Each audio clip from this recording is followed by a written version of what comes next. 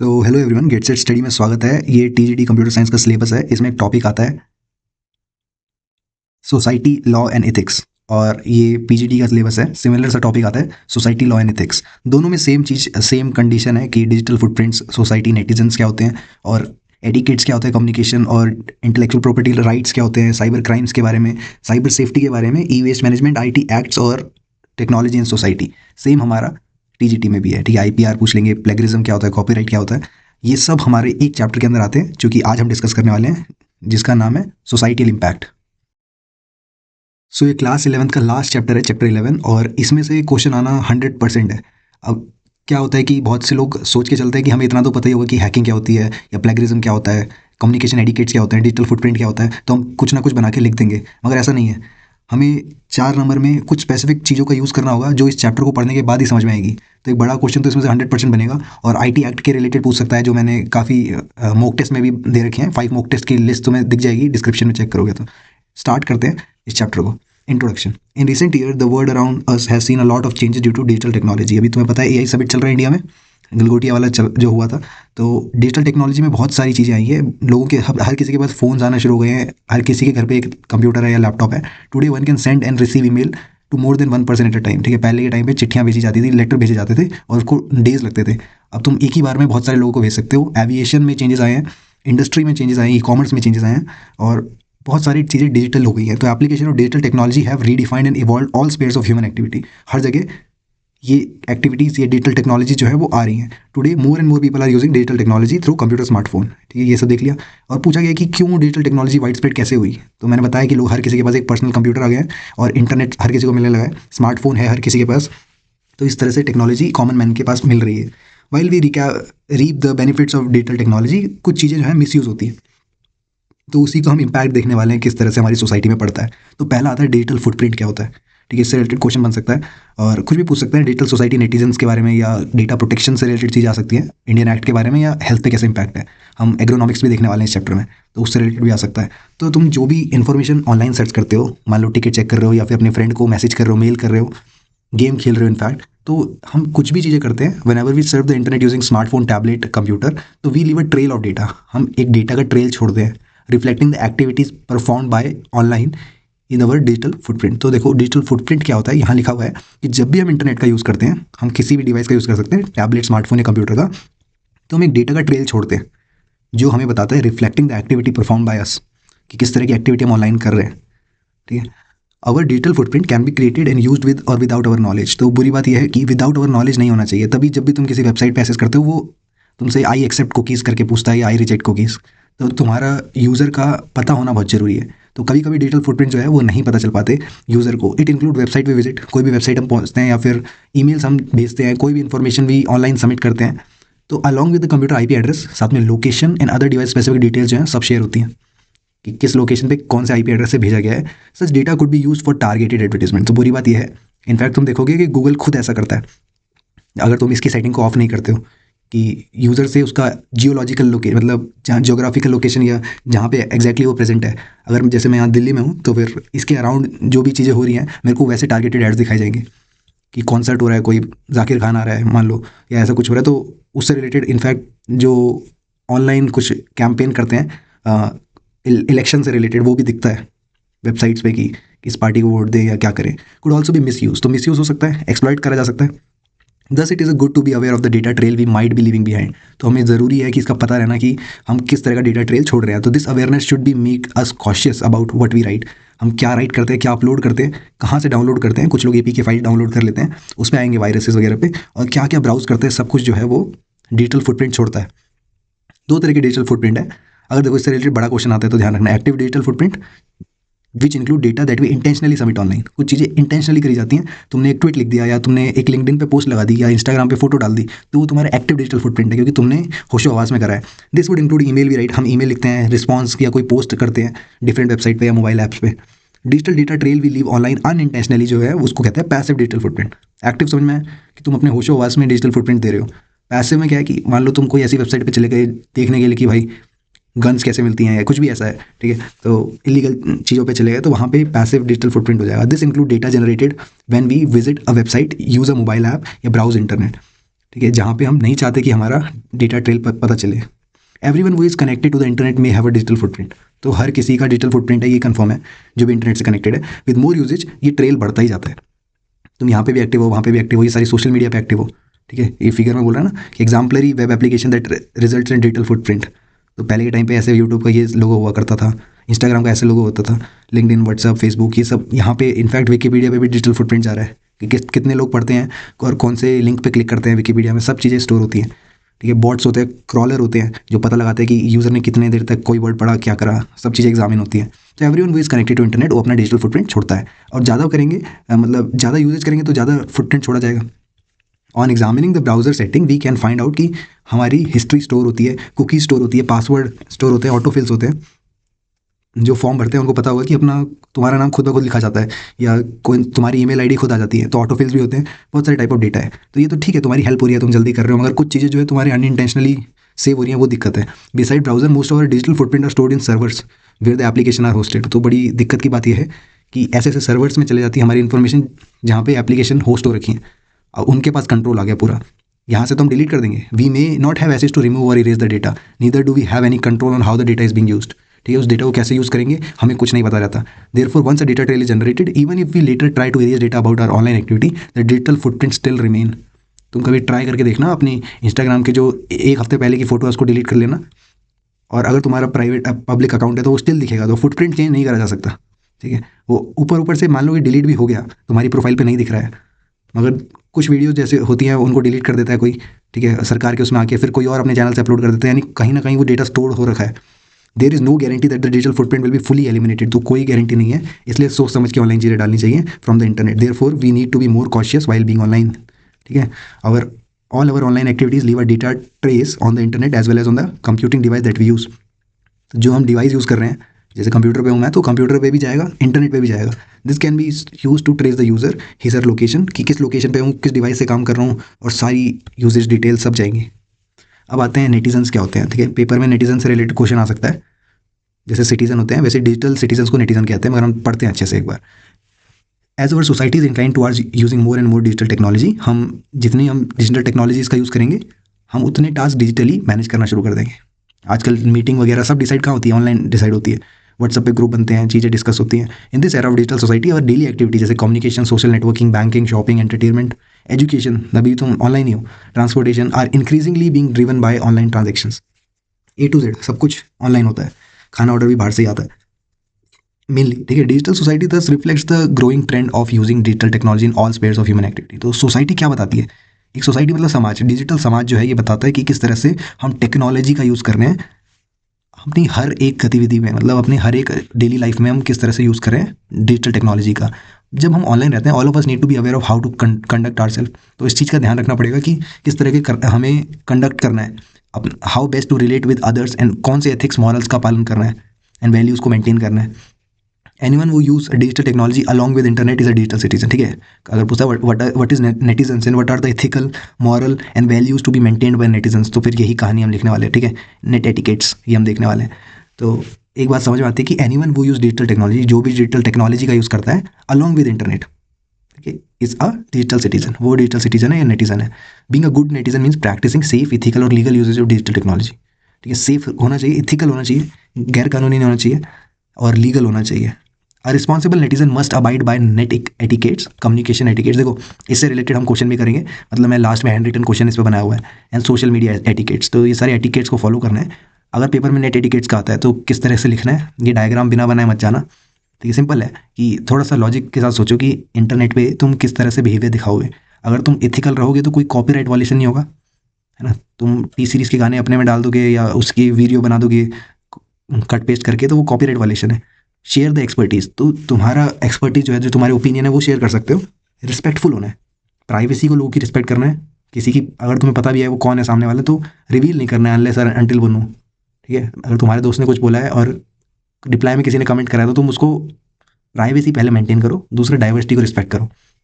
कई तरह के लोग रहते हैं, हर कोई हमारे सर्कल जैसा नहीं होता, कि हर किसी का विचार सेम नहीं होते। और रिस्पॉन्सिबल बनना है, साइबर बुलिंग से बचना है। ठीक है, दोस्तों के केस में बहुत होता है ये। और इनफैक्ट आजकल बहुत से लोग अपनी जो शक्ल दिखा देते हैं या फिर वीडियोस बनाते हैं, तो उनकी बहुत बुलिंग करते हैं लोग। इसके चक्कर में वो जान भी गंवाते हैं, तो बहुत कुछ रिस्क है। इसके बारे में और डिटेल में पढ़ेंगे। डोंट फीड द ट्रोल, और ट्रोल से बच के रहो। जो रेज वेट करते हैं, जो गलत सलत कमेंट करते हैं, उनको एंगेजमेंट मत दो, वो अटेंशन के भूखे हैं ऑलरेडी।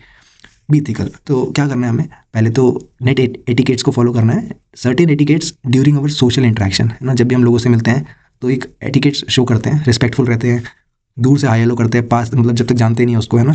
तो हमें इसी तरीके से इंटरनेट पे भी कुछ ऑनलाइन एटिकेट्स दिखाने होंगे। तो one should be ethical, respectful and responsible while surfing the internet. तो ये अच्छी लाइन है। ये अगली लाइन लिखना कि इथिकल, देखो यहाँ लिखना इथिकल, रिस्पेक्टफुल एंड रिस्पॉन्सिबल, ये तीनों दिखना चाहिए। अब एक एक को एक्सप्लेन कर देना। No copyright violation, we should not use copyrighted material without permission of the creator और ओनर। ठीक है, कि किसी ने जिसने असली में बनाया वो काम, जिसने मेहनत करी है, मूवी वगैरह बनाई है, तो हम किसी ऋतिक रोशन का वो सीन डाल के अपने उसमें नहीं कर सकते। तो as a ethical digital citizen we need to be careful while streaming audio. हाँ, तो यही बोल रहा हूँ मैं। किसी का गाना, अरिजीत का गाना तुमने बैकग्राउंड में लगा दिया, या वीडियो भी लगा दी, या इनफैक्ट इमेजेस का भी चलता है। तुम देखते हो आजकल यही से कुछ भी बन जाता है, मगर जब कोई एडवर्टीजमेंट एजेंसी किसी एक्टर को अप्रोच करती है कि सर हमारे लिए ऐड करो, चाय का ऐड करो मान लो, या जुबा केसरी का ऐड करो, विमल का ऐड करो, तो वहाँ पे वो उनसे पूछते हैं, परमिशन लेते हैं, क्रिएटर को पैसे देते हैं इनफैक्ट। तो downloading images file from the internet, हम इसके बारे में और पढ़ेंगे जब कॉपीराइट की बात करेंगे। अगला है शेयर द एक्सपर्टीज। अच्छा, तुम क्यों ऑनलाइन अपनी प्रेजेंस दिखा रहे हो अगर तुम्हारे पास कुछ अच्छी इन्फॉर्मेशन नहीं है तो it is good to share information and knowledge on internet so others can access it. ठीक है, तो इन्फॉर्मेशन नॉलेज शेयर करना अच्छी बात है, मगर प्रायर टू शेयरिंग इन्फॉर्मेशन हमें पहले ये श्योर करना चाहिए कि हमारे पास सफिशिएंट इन्फॉर्मेशन है कि नहीं। ठीक है, उस टॉपिक पे रिलेटेड, मतलब कहीं हम ही तो इल इन्फॉर्म नहीं है। इल इन्फॉर्म मतलब होता है कि हमको ही गलत पता है, कि हम कह रहे हैं कि जैसे बारिश जो होती है वो एक्चुअल में सरकार करवाती है, ऐसे कोई मैं दावा करता हूँ तो मैं ही इल इन्फॉर्म्ड हूँ इसमें, है ना। आर्टिफिशियल रेन भी होती है, मगर वो अलग कॉन्सेप्ट है। The information share should be true and unambiguous. Ambiguous मतलब होती है कि गुमराह, मतलब सेंस नहीं बनाती एक तरह से कि कहना क्या चाहते हो। अनएम्बिगियस होती है टू द पॉइंट, ट्रू होनी चाहिए, टू द पॉइंट होना चाहिए। Also in order to avoid redundant information we should verify the information is not available already on internet. तो आजकल ये बहुत चल रहा है, लोग एक ही इंसिडेंट के हज़ार हज़ार वीडियो बना देते हैं। तो ऑलरेडी अगर प्रेजेंट है इन्फॉर्मेशन तो why to create it again, है ना। तो उस चीज़ से बचना होता है। हमें पहले पता लगाने कि इंटरनेट पे अगर मौजूद है वो इन्फॉर्मेशन, तो फिर ज़रूरत नहीं है हमें, अनलेस हम कुछ अच्छा चेंजेस ला रहे हैं। ठीक है, रिस्पेक्टफुल रहना है, प्राइवेसी को रिस्पेक्ट करना है। As good digital citizen we have the right to privacy and the freedom of personal expression. ये समझ में आया। अगर हम अच्छे डिजिटल सिटीजन है तो हमारे पास प्राइवेसी का पूरा अधिकार है। प्राइवेसी का मतलब ये नहीं होता कि हमारे विचार भी ना दिखें किसी को। विचार बता सकते हैं, मगर कोई फ़ोन नंबर ही बता रहा है, कोई पर्सनल फैमिली फोटोज शेयर कर रहा है, तो वो सब गलत है। एंड फ्रीडम ऑफ एक्सप्रेशन भी अलाउड है। At the same time we have to understand the digital citizen also have the same rights and freedom. ठीक है, तो डिजिटली भी हमारे पास राइट्स एंड फ्रीडम है, फ्रीडम ऑफ स्पीच है, मगर सही बोलने की। Our personal communication with a digital citizen may include image, documents, files, etc. that are private to both. ठीक है, तो डिजिटली भी अगर तुम शेयर करते हो तो ये प्राइवेट चीज़ें हैं। We should respect this privacy and should not share those images. तो अगर तुम्हारे पास कोई मैसेज करके बोलता है कि दोस्त कि ये देख मेरा एडमिट कार्ड आया, और तुम ऑनलाइन किसी को दिखा दोगे, तो वहाँ पे चीज़ें हाइड करनी होती है। डॉक्यूमेंट्स की बात कर रहा हूँ, फाइल की बात कर रहा हूँ, सैलरी स्लिप की बात कर रहा हूँ, तो which any other digital citizen without each other consent. तो हमें बिना कंसेंट लिए किसी की भी चीज़ें शेयर नहीं करनी। तो ये रिस्पेक्ट करना है प्राइवेसी को उनकी। Respect diversity in a group of public forum we should respect the diversity of people in terms of knowledge, experience, culture and other aspect. क्या पता वो सामने वाला जो है वो 10th का बच्चा है, छोटा बच्चा है, तो हाउ विल यू अंडरस्टैंड कि क्या चल रहा है सोसाइटी में। तो उसकी हेल्प करनी है, ना कि उसको ट्रोल करना है। ठीक है, एक बात है रिमेंबर करने वाली कि जब भी सर्फिंग करेंगे इंटरनेट पे सर्फ करना मतलब जस्ट नेट चलाना। We should be cautious about our personal and confidential data. बहुत इंपॉर्टेंट, तुम्हारी पर्सनल डिटेल्स नहीं जानी चाहिए बाहर। Think about sharing credential with others on an online platform. ठीक है, अपनी credit card detail, debit card detail, ये सब नहीं शेयर करना। Keep personal information safe and protect through password. Password protected रखनी है चीज़ों को, और पासवर्ड भी कैसा स्ट्रॉन्ग पासवर्ड, ये भी हम आगे देखेंगे। Be responsible, avoid cyber bullying. Cyber bullying जैसे कोई इंसल्ट करना, डिग्रेड करना, intimidating online behaviour like repeated posting of rumours, giving threats online, ये भी बड़ा खतरा है। तुम किसी के बारे में गलत बोल दो, वो धमकी देता है ऑनलाइन, तो ये सब साइबर बुलिंग के अंदर आता है। Posting the victim personal information, उसको सेक्सुअल हरासमेंट या comment aim to publicly ridicule a victim in terms of cyber bullying. ठीक है, एज टर्म्ड है, ये सब साइबर बुलिंग के अंदर आता है कि पब्लिकली हरास करना किसी को, है ना, रूमर्स फैलाना, या पर्सनली जा जाके थ्रेट भी देना, धमकियाँ देना उसको, सब cyber bullying. It implies repeatedly targeting someone with intention of hurting और एम्बैरेसमेंट, या हर्ट कर रहे हो, एम्बैरेस कर रहे हो। परहैप्स न्यू और non frequent user of internet feel that things done online have no effect in the real world. अच्छा, जो नए लड़के हैं, जो नए लोग हैं जिनको पता नहीं है इस बारे में, वो सोचते हैं कि क्या ही होगा ऑनलाइन करने से, असली ज़िंदगी में तो इंसान सेफ है ना, मगर ऐसा नहीं होता। वी नीड टू रियलाइज़ कि ये बुलिंग जो ऑनलाइन है बहुत ही सीरियस इंप्लीकेशन है, एक ह्यूमन ब्रेन पे किस तरह से पड़ता है। एक अदर पर्सन पे, विक्टिम पे, ठीक है। Also remember our action can be tracked back using a digital footprint. तो ये चुनौती सी दे दी है तुम्हें कि तुम सोच रहे हो कि एनोनिमसली जाके, एनोनिमसली मतलब अपना नाम वाम छुपा के किसी को हरास करोगे या साइबर बुली करोगे तो तुम बच जाओगे। तो ध्यान रखना, डिजिटल फुटप्रिंट जाता है लोकेशन से लेके सब कुछ। इनफैक्ट जिन लोगों को नहीं पता, इनकॉग्निटो पे सिर्फ चीज़ें तुमसे छुपी रहती हैं, दुनिया को दिख रहा होता है, ठीक है। तो अगर किसी को कोई ढूंढने पे आ गया तो they can easily trace the incognito search history वगैरह। और दूसरी बात कि बुलिंग से जिसको लगता है फ़र्क नहीं पड़ता है, तो एक छोटा सा एग्जांपल है कि एक मेल था, वो फीमेल की तरह डांस करता था इंस्टाग्राम पे, तो सपोर्ट नहीं करा किसी ने, सब ने उसको बुली करा और at the and he suicided, कि उसने अपनी जान ले ली। तो इस चक्कर में बहुत लोगों को बाद में रिग्रेट हुआ कि वो जो मजाक करते थे वो हद से पार हो गया। Don't feed the troll. तो ये ट्रोल से बचना है, ठीक है। An internet troll is a person जो कि डेलिबरेटली सो डिस्कॉर्ड। डिस्कॉर्ड मतलब होता है डिसएग्रीमेंट। जैसे अगर मैं बोलूँ मेरे और मेरे दोस्त के बीच में डिस्कॉर्ड हो गया, तो हमारे बीच में डिसएग्रीमेंट है, कहा सुनी है, on the internet bye starting quarrels, लड़ाइयाँ करवाना या अपसेटिंग पीपल, कुछ लोगों को अपसेट करना बाय पोस्टिंग इन्फ्लेमेटरी और of topic message in online community just for amusement, ठीक है। तो ऐसे ऐसे कुछ जो होता है ना, रेज बेट कहते हैं इसको, किसी को गुस्सा दिला देना। तो ऐसे ट्रोल से बचना है। Since troll thrive on attention, the best way to discourage troll is not to pay any attention to your comments, ठीक है। तो ये अटेंशन के भूखे हैं, इनका काम ही है लोगों से अटेंशन गेन करवाना और उनको लड़ाई करवाना just because of those trolls. तो उस चीज़ से बचने के लिए जस्ट इग्नोर द पोस्ट और whatever they are doing. Communication etiquettes, देखो डिजिटल कम्युनिकेशन में ईमेल से लेके, अब तुम रोज़ तो किसी को ईमेल नहीं करते हो मगर टेक्स्ट करते हो, चैट पे मैसेज करते हो, इंस्टाग्राम पे, स्नैपचैट पे क्या क्या करते हो, इंस्टेंट मैसेजिंग या सेलफोन पे भी बात करते हो। इनफैक्ट ऑडियो वीडियो कॉन्फ्रेंस होती है, जूम कॉल होती है, या फिर टीचर पढ़ा रहा होता है जूम पे, गूगल मीट पे, पोस्टिंग ऑन फॉरम्स होते हैं, सोशल नेटवर्किंग साइट्स पे काम हो रहा है। सोशल नेटवर्किंग साइट में सब आ जाते हैं, फेसबुक, स्नैपचैट, सब। All these are great ways to connect with people in order to exchange ideas, ठीक है। आइडिया शेयर करना, डेटा नॉलेज शेयर करने के लिए बहुत अच्छी चीज़ें हैं ये। मगर good communication over email, chat room and other such forum required a digital citizen to abide a communication etiquette, ठीक है। तो गुड कम्युनिकेशन हमारा होना ज़रूरी है, एक एटिकेट फॉलो करना होना चाहिए। मतलब एक सेट ऑफ रूल्स है जो कि हम मान के चलते सामने वाला करेगा। अब तुम अननोन आदमी को तू तड़ाक नहीं कर सकते ना, या अगर नोन भी है रिस्पेक्ट दोगे, भले ही छोटा है बड़ा है, तो डियर करके लिखोगे, डियर सर, डियर मैम, ऐसे करके। तो ये बनाना अगर कम्युनिकेशन एटिकेट्स पे आता है, be precise, respect time, respect data limits, polite रहना है और बी क्रेडिबल, ठीक है। ये बना देना, याद रख सकते हो, याद रखना, क्योंकि एक एक लाइन को हम एक्सप्लेन करने वाले हैं। प्रिसाइज रहना मतलब टाइम की रिस्पेक्ट करना, TLDR कहते हैं ना, टू लॉन्ग डिडंट रीड, बहुत लंबा बड़ा चढ़ा के नहीं, पहले काम की बात, सब्जेक्ट बता देना। We should not waste precious time in responding unnecessary emails, ठीक है। अच्छा, एक है कि सामने वाले का टाइम खराब कर रहा है, यहाँ पे रिस्पेक्ट कर रहे हैं अपने टाइम की, कि तुम अननेसेसरी ईमेल्स को, स्पैम्स को, कमेंट्स को बात कर रहे हो, they have some relevance for us, ठीक है। अगर वो हमारे लिए कुछ रिलेवेंट नहीं है, जैसे मेरे को एक आया था कि सर मैं बीकॉम से हूँ, क्या मैं एग्जाम दे सकता हूँ, अब ये टीयर 2 चल रहा है ना, तो मैं उसको बताऊंगा कि हाँ या ना, तो इससे टाइम वेस्ट ना हो, तो हम कंटेंट मेकिंग पे ध्यान देते हैं। Also we should not always expect an instant response as a recipient, we have other priorities. ये भी बात का ध्यान देना है, टाइम की सबकी रिस्पेक्ट करना है, ठीक है। भले ही कोई ऑनलाइन है मगर हमें देखना है कि उसकी अदर प्रायोरिटीज़ हो सकती हैं। Respect data limits, also data limits को भी रिस्पेक्ट करना है। For concerns related to data and bandwidth, very large attachment may be avoided. ध्यान रखना, बहुत बड़ी अटैचमेंट को अवॉइड करना है। Rather than sending compress file or links of the file through cloud share online like Google Drive, Microsoft OneDrive, Yahoo, Dropbox etcetera, ठीक है। जिसको पता होगा कि CGL का रिजल्ट आता है, तो मान लो 700 पेज का है, तुम्हारा नाम जिस फाइल में वो तुम दिखाना चाहते हो, तो तुम जस्ट एक अटैचमेंट भेज सकते हो, 1 GB या पता नहीं कितने MB, 20 MB की फाइल से अच्छा। या आपने जब भी रिज्यूमे शेयर करते हो तो ड्राइव का लिंक भेज सकते हो टू योर रिक्रूटर, कि उसको पता चले कि जैसे ही क्लिक करे वो ड्राइव में लिंक खुल जाए। Avoid spam, on receiving junk mails called spam, reader reply nor open any attachment in the email. तो वैसे तो हम ध्यान रखते हैं इस बात का कि स्पैम आता है तो हम उसको ना खोलें, ना उसके अंदर कोई अटैचमेंट है उस पर क्लिक करें, ठीक है। पोलाइट रहना है। Whether the communication is synchronous, मतलब अभी चल रही है, जैसे मेरा दोस्त ऑनलाइन है तो मैं उससे बात कर रहा हूँ या वीडियो कॉल कर रहा हूँ, या सिंक्रोनस, जैसे कि ईमेल पे क्या होता है, एक बार ईमेल आता है तो रिप्लाई का वेट करते हैं, फिर हम ईमेल भेजते हैं, तो वो असिंक्रोनस है, यानी रियल टाइम नहीं हो रही है। We should be polite and non aggressive, हमें नॉन एग्रेसिव रहना है ऑनलाइन, ऑफलाइन भी मगर ऑनलाइन भी। In our communication we should avoid being abusive even if we do not agree with other point of view. तो अगर सामने वाले से हम एग्री नहीं कर रहे हैं तो पोलाइटली कन्वे कर सकते हो, तो ठीक है, अब्यूसिव नहीं होना। क्यों? क्योंकि तुम एक सबूत छोड़ रहे हो, डिजिटल फुटप्रिंट छोड़ रहे हो, और जो तुम्हारा बिहेवियर है वो सबके सामने आएगा, मतलब आ ही रहा है एक तरह से। बी क्रेडिबल, क्रेडिबल बनो। We should be cautious while making a comment, replying और राइटिंग ईमेल और forum post such act decide और क्रेडिबिलिटी। ऐसा ना हो कि तुम ईमेल में कुछ और बोल रहे हो, जब सामने मिले तो कुछ और बोल रहे थे, ठीक है। Credible over period of time. तो जैसे गलगोटी वाली मैम है, उन्होंने क्या करा कि हमने बनाया ये प्रोडक्ट, मगर लेटर ऑन शी रिफ्यूज कि हम, मैंने ऐसा कभी नहीं बोला, तो वो क्रेडिबिलिटी शो करता है कि इंसान की नहीं है, क्रेडिबल मतलब कि कोट करा जा सके कि सर आपने उस टाइम जैसे महात्मा गांधी ने ये बोला था, तो वो डबल कोट्स के अंदर, एल्बर्ट आइंस्टाइन के कमेंट्स डबल कोट्स के अंदर, क्योंकि वो क्रेडिबल लोग थे, है ना। तुम अपनी बातों से ना पलटना, बस ये। और ध्यान रखना जो भी तुम ऑनलाइन करते हो वो फ्यूचर में भी तुम्हारे वही पॉइंट ऑफ व्यू दिखाते हैं।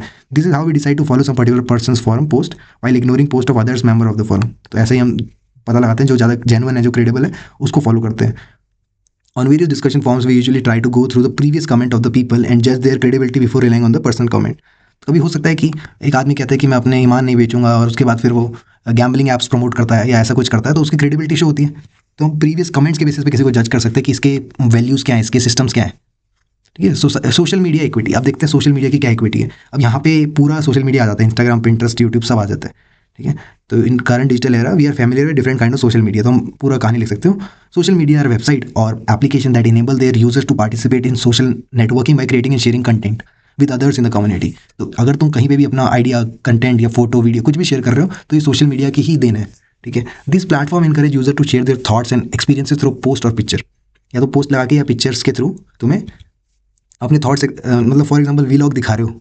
ठीक है। In this way users can interact with their online users through social media apps और चैनल्स। तो एक तरह से अपने फैंस या फिर अपने दोस्त, है ना, लोगों से मिलना या लोगों को अपने से इंटरेक्ट करवाना through social media. This is why the impact and outreach of social media has grown exponentially. तो इसलिए क्योंकि क्या है कि यहाँ पे एक आदमी दूसरे से कनेक्ट करता है और सोशल मीडिया जस्ट एक बेस है, तो दूसरा आदमी तीसरे से कनेक्ट करता है, तो इस तरह से इसका एक्सपोनेंशियल ग्रोथ है। ठीक है। और it has begun to shape the outcome of politics. In fact politics भी हैम्पर होती है, बिजनेस, कल्चर, एजुकेशन, सब कुछ हैम्पर हो रहा है social media too. There are certain etiquettes we need to follow. क्या क्या एटिकेट्स हैं, शॉर्ट में देख लो। Be secure, choose password wisely. ऐसा ना हो कि तुम्हारी आईडी से, तुम्हारे इंस्टा से कोई और पोस्ट कर दे, किसी को मैसेज कर दे तुम्हारे ब्लू टिक का यूज़ करके, चोरी करके। नो वो यू बी फ्रेंड। ठीक है। कुछ लोगों के साथ फ्रेंड नहीं होना, वो स्क्रीनशॉट शेयर कर देते हैं या ऐसा है पर्सनल इन्फॉर्मेशन लीक कर देते हैं। Beware of fake information, इससे भी बचना है। कुछ बोलते हैं कि सरकार ने फ्री लैपटॉप देना शुरू कर दिया है और लिंक पे क्लिक करवा के इधर उधर भेज देते हैं, तो फेक इन्फॉर्मेशन से बचना है। B reliable, think before you upload. तुम रिलायबल हो अपनी कोई भी अपलोडिंग के। अपलोड करना मतलब एक पोस्ट करना भी होता है। ठीक है। बी सिक्योर, तो क्या है, एक करके देख लेते हैं। पहले don't meet up, never arrange to an meet an online friend because it may not be safe. ठीक है। ऐसा हो सकता है कि ऑनलाइन फ्रेंड जो है वो एक्चुअल में वो नहीं है जो वो बता रहा है। ठीक है। No matter how genuine someone is appearing online, they might be pretending and hiding their real identity. बहुत होता है ऐसा कि वो एक्चुअली में जो है वो नहीं है, और later on when they find out it is too late. तो इस चीज़ का ध्यान रखना। ऑनलाइन किसी पे भरोसा नहीं कर सकते। किसी की आइडियाज़ से अगर इंस्पिरेशन लेते हो वो सब सही है।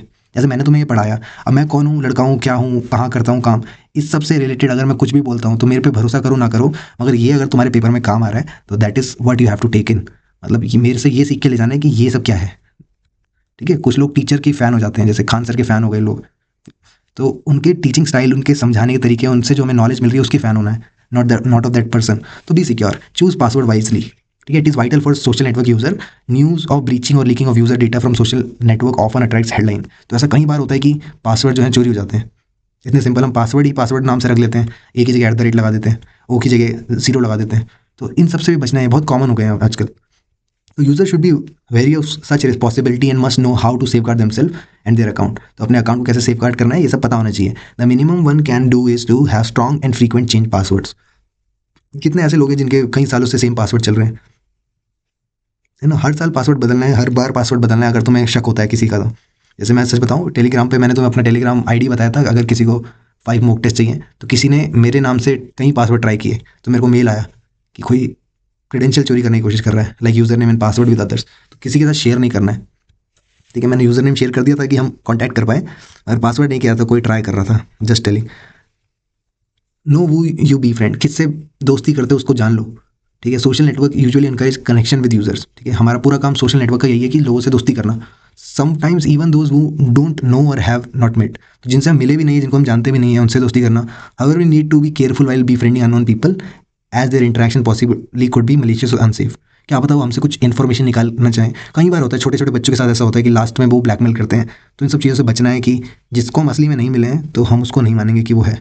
इनफैक्ट जैसे मिल गए उसके बाद भी हम थोड़ा डबल मेक श्योर करेंगे कि that person is same. Beware of fake information, fake information से बचना है। Fake news, messages, post are common in social networks. ठीक है। बहुत फेक चलता है। As a user we should be aware of them. तो ध्यान रखना क्या असली है क्या फेक है। With experience we should be able to figure out whether a news, message और पोस्ट इज जेन्युइन और फेक। तो एक्सपीरियंस के साथ पता चलेगा। जैसे हम जेंजी लोगों की आंखें इतनी तेज हैं कि हम वीडियो देख के बता देते हैं कि ये एआई है या असली नहीं है, है ना? तो असली है या फिर एआई है, क्योंकि उसमें क्या है, एआई में लोगों की आंखें जो है सही से नहीं काम करती, या लाइटिंग जो है हर जगह सेम रहती है, तो कुछ चीज़ें जो है वो एक्सपीरियंस के साथ पता चलती है। देखिए आजकल एआई उसको भी कोशिश कर रहा है कि उसको भी पार लगा दे, मगर उसमें बहुत टाइम है अभी। Thus we should not blindly believe in everything जो कि हमारे को दिखता है on such platform. We should apply our knowledge और एक्सपीरियंस, हम ऐसी चीज़ों को वैलिडेट कर सकें। नॉलेज पता होनी चाहिए कि बारिश जो है वो किस रीज़न से होती है, सरकार नहीं करवाती हर जगह, ठीक है? Please think carefully before sharing personal photos. बहुत ध्यान रखना भाई, इस चीज़ से जितना हो सके उतना समझ जाओ। इनफैक्ट अगर सिंपल फोटो भी है, कुछ नहीं है, सिंपल हम किसी इवेंट में गए हैं, वो भी शेयर करने से कम करना है। Think before uploading. We can upload almost anything on social networks, however remember that once uploaded, एक बार अपलोड हो गई तो it's always there in the remote server. तो बहुत ध्यान देना कि रिमोट सर्वर में वो वहीं पे है, इवन इफ हम अपनी साइड से डिलीट कर दें। Hence we need to be cautious while uploading और सेंडिंग सेंसिटिव और कॉन्फिडेंशियल फाइल्स।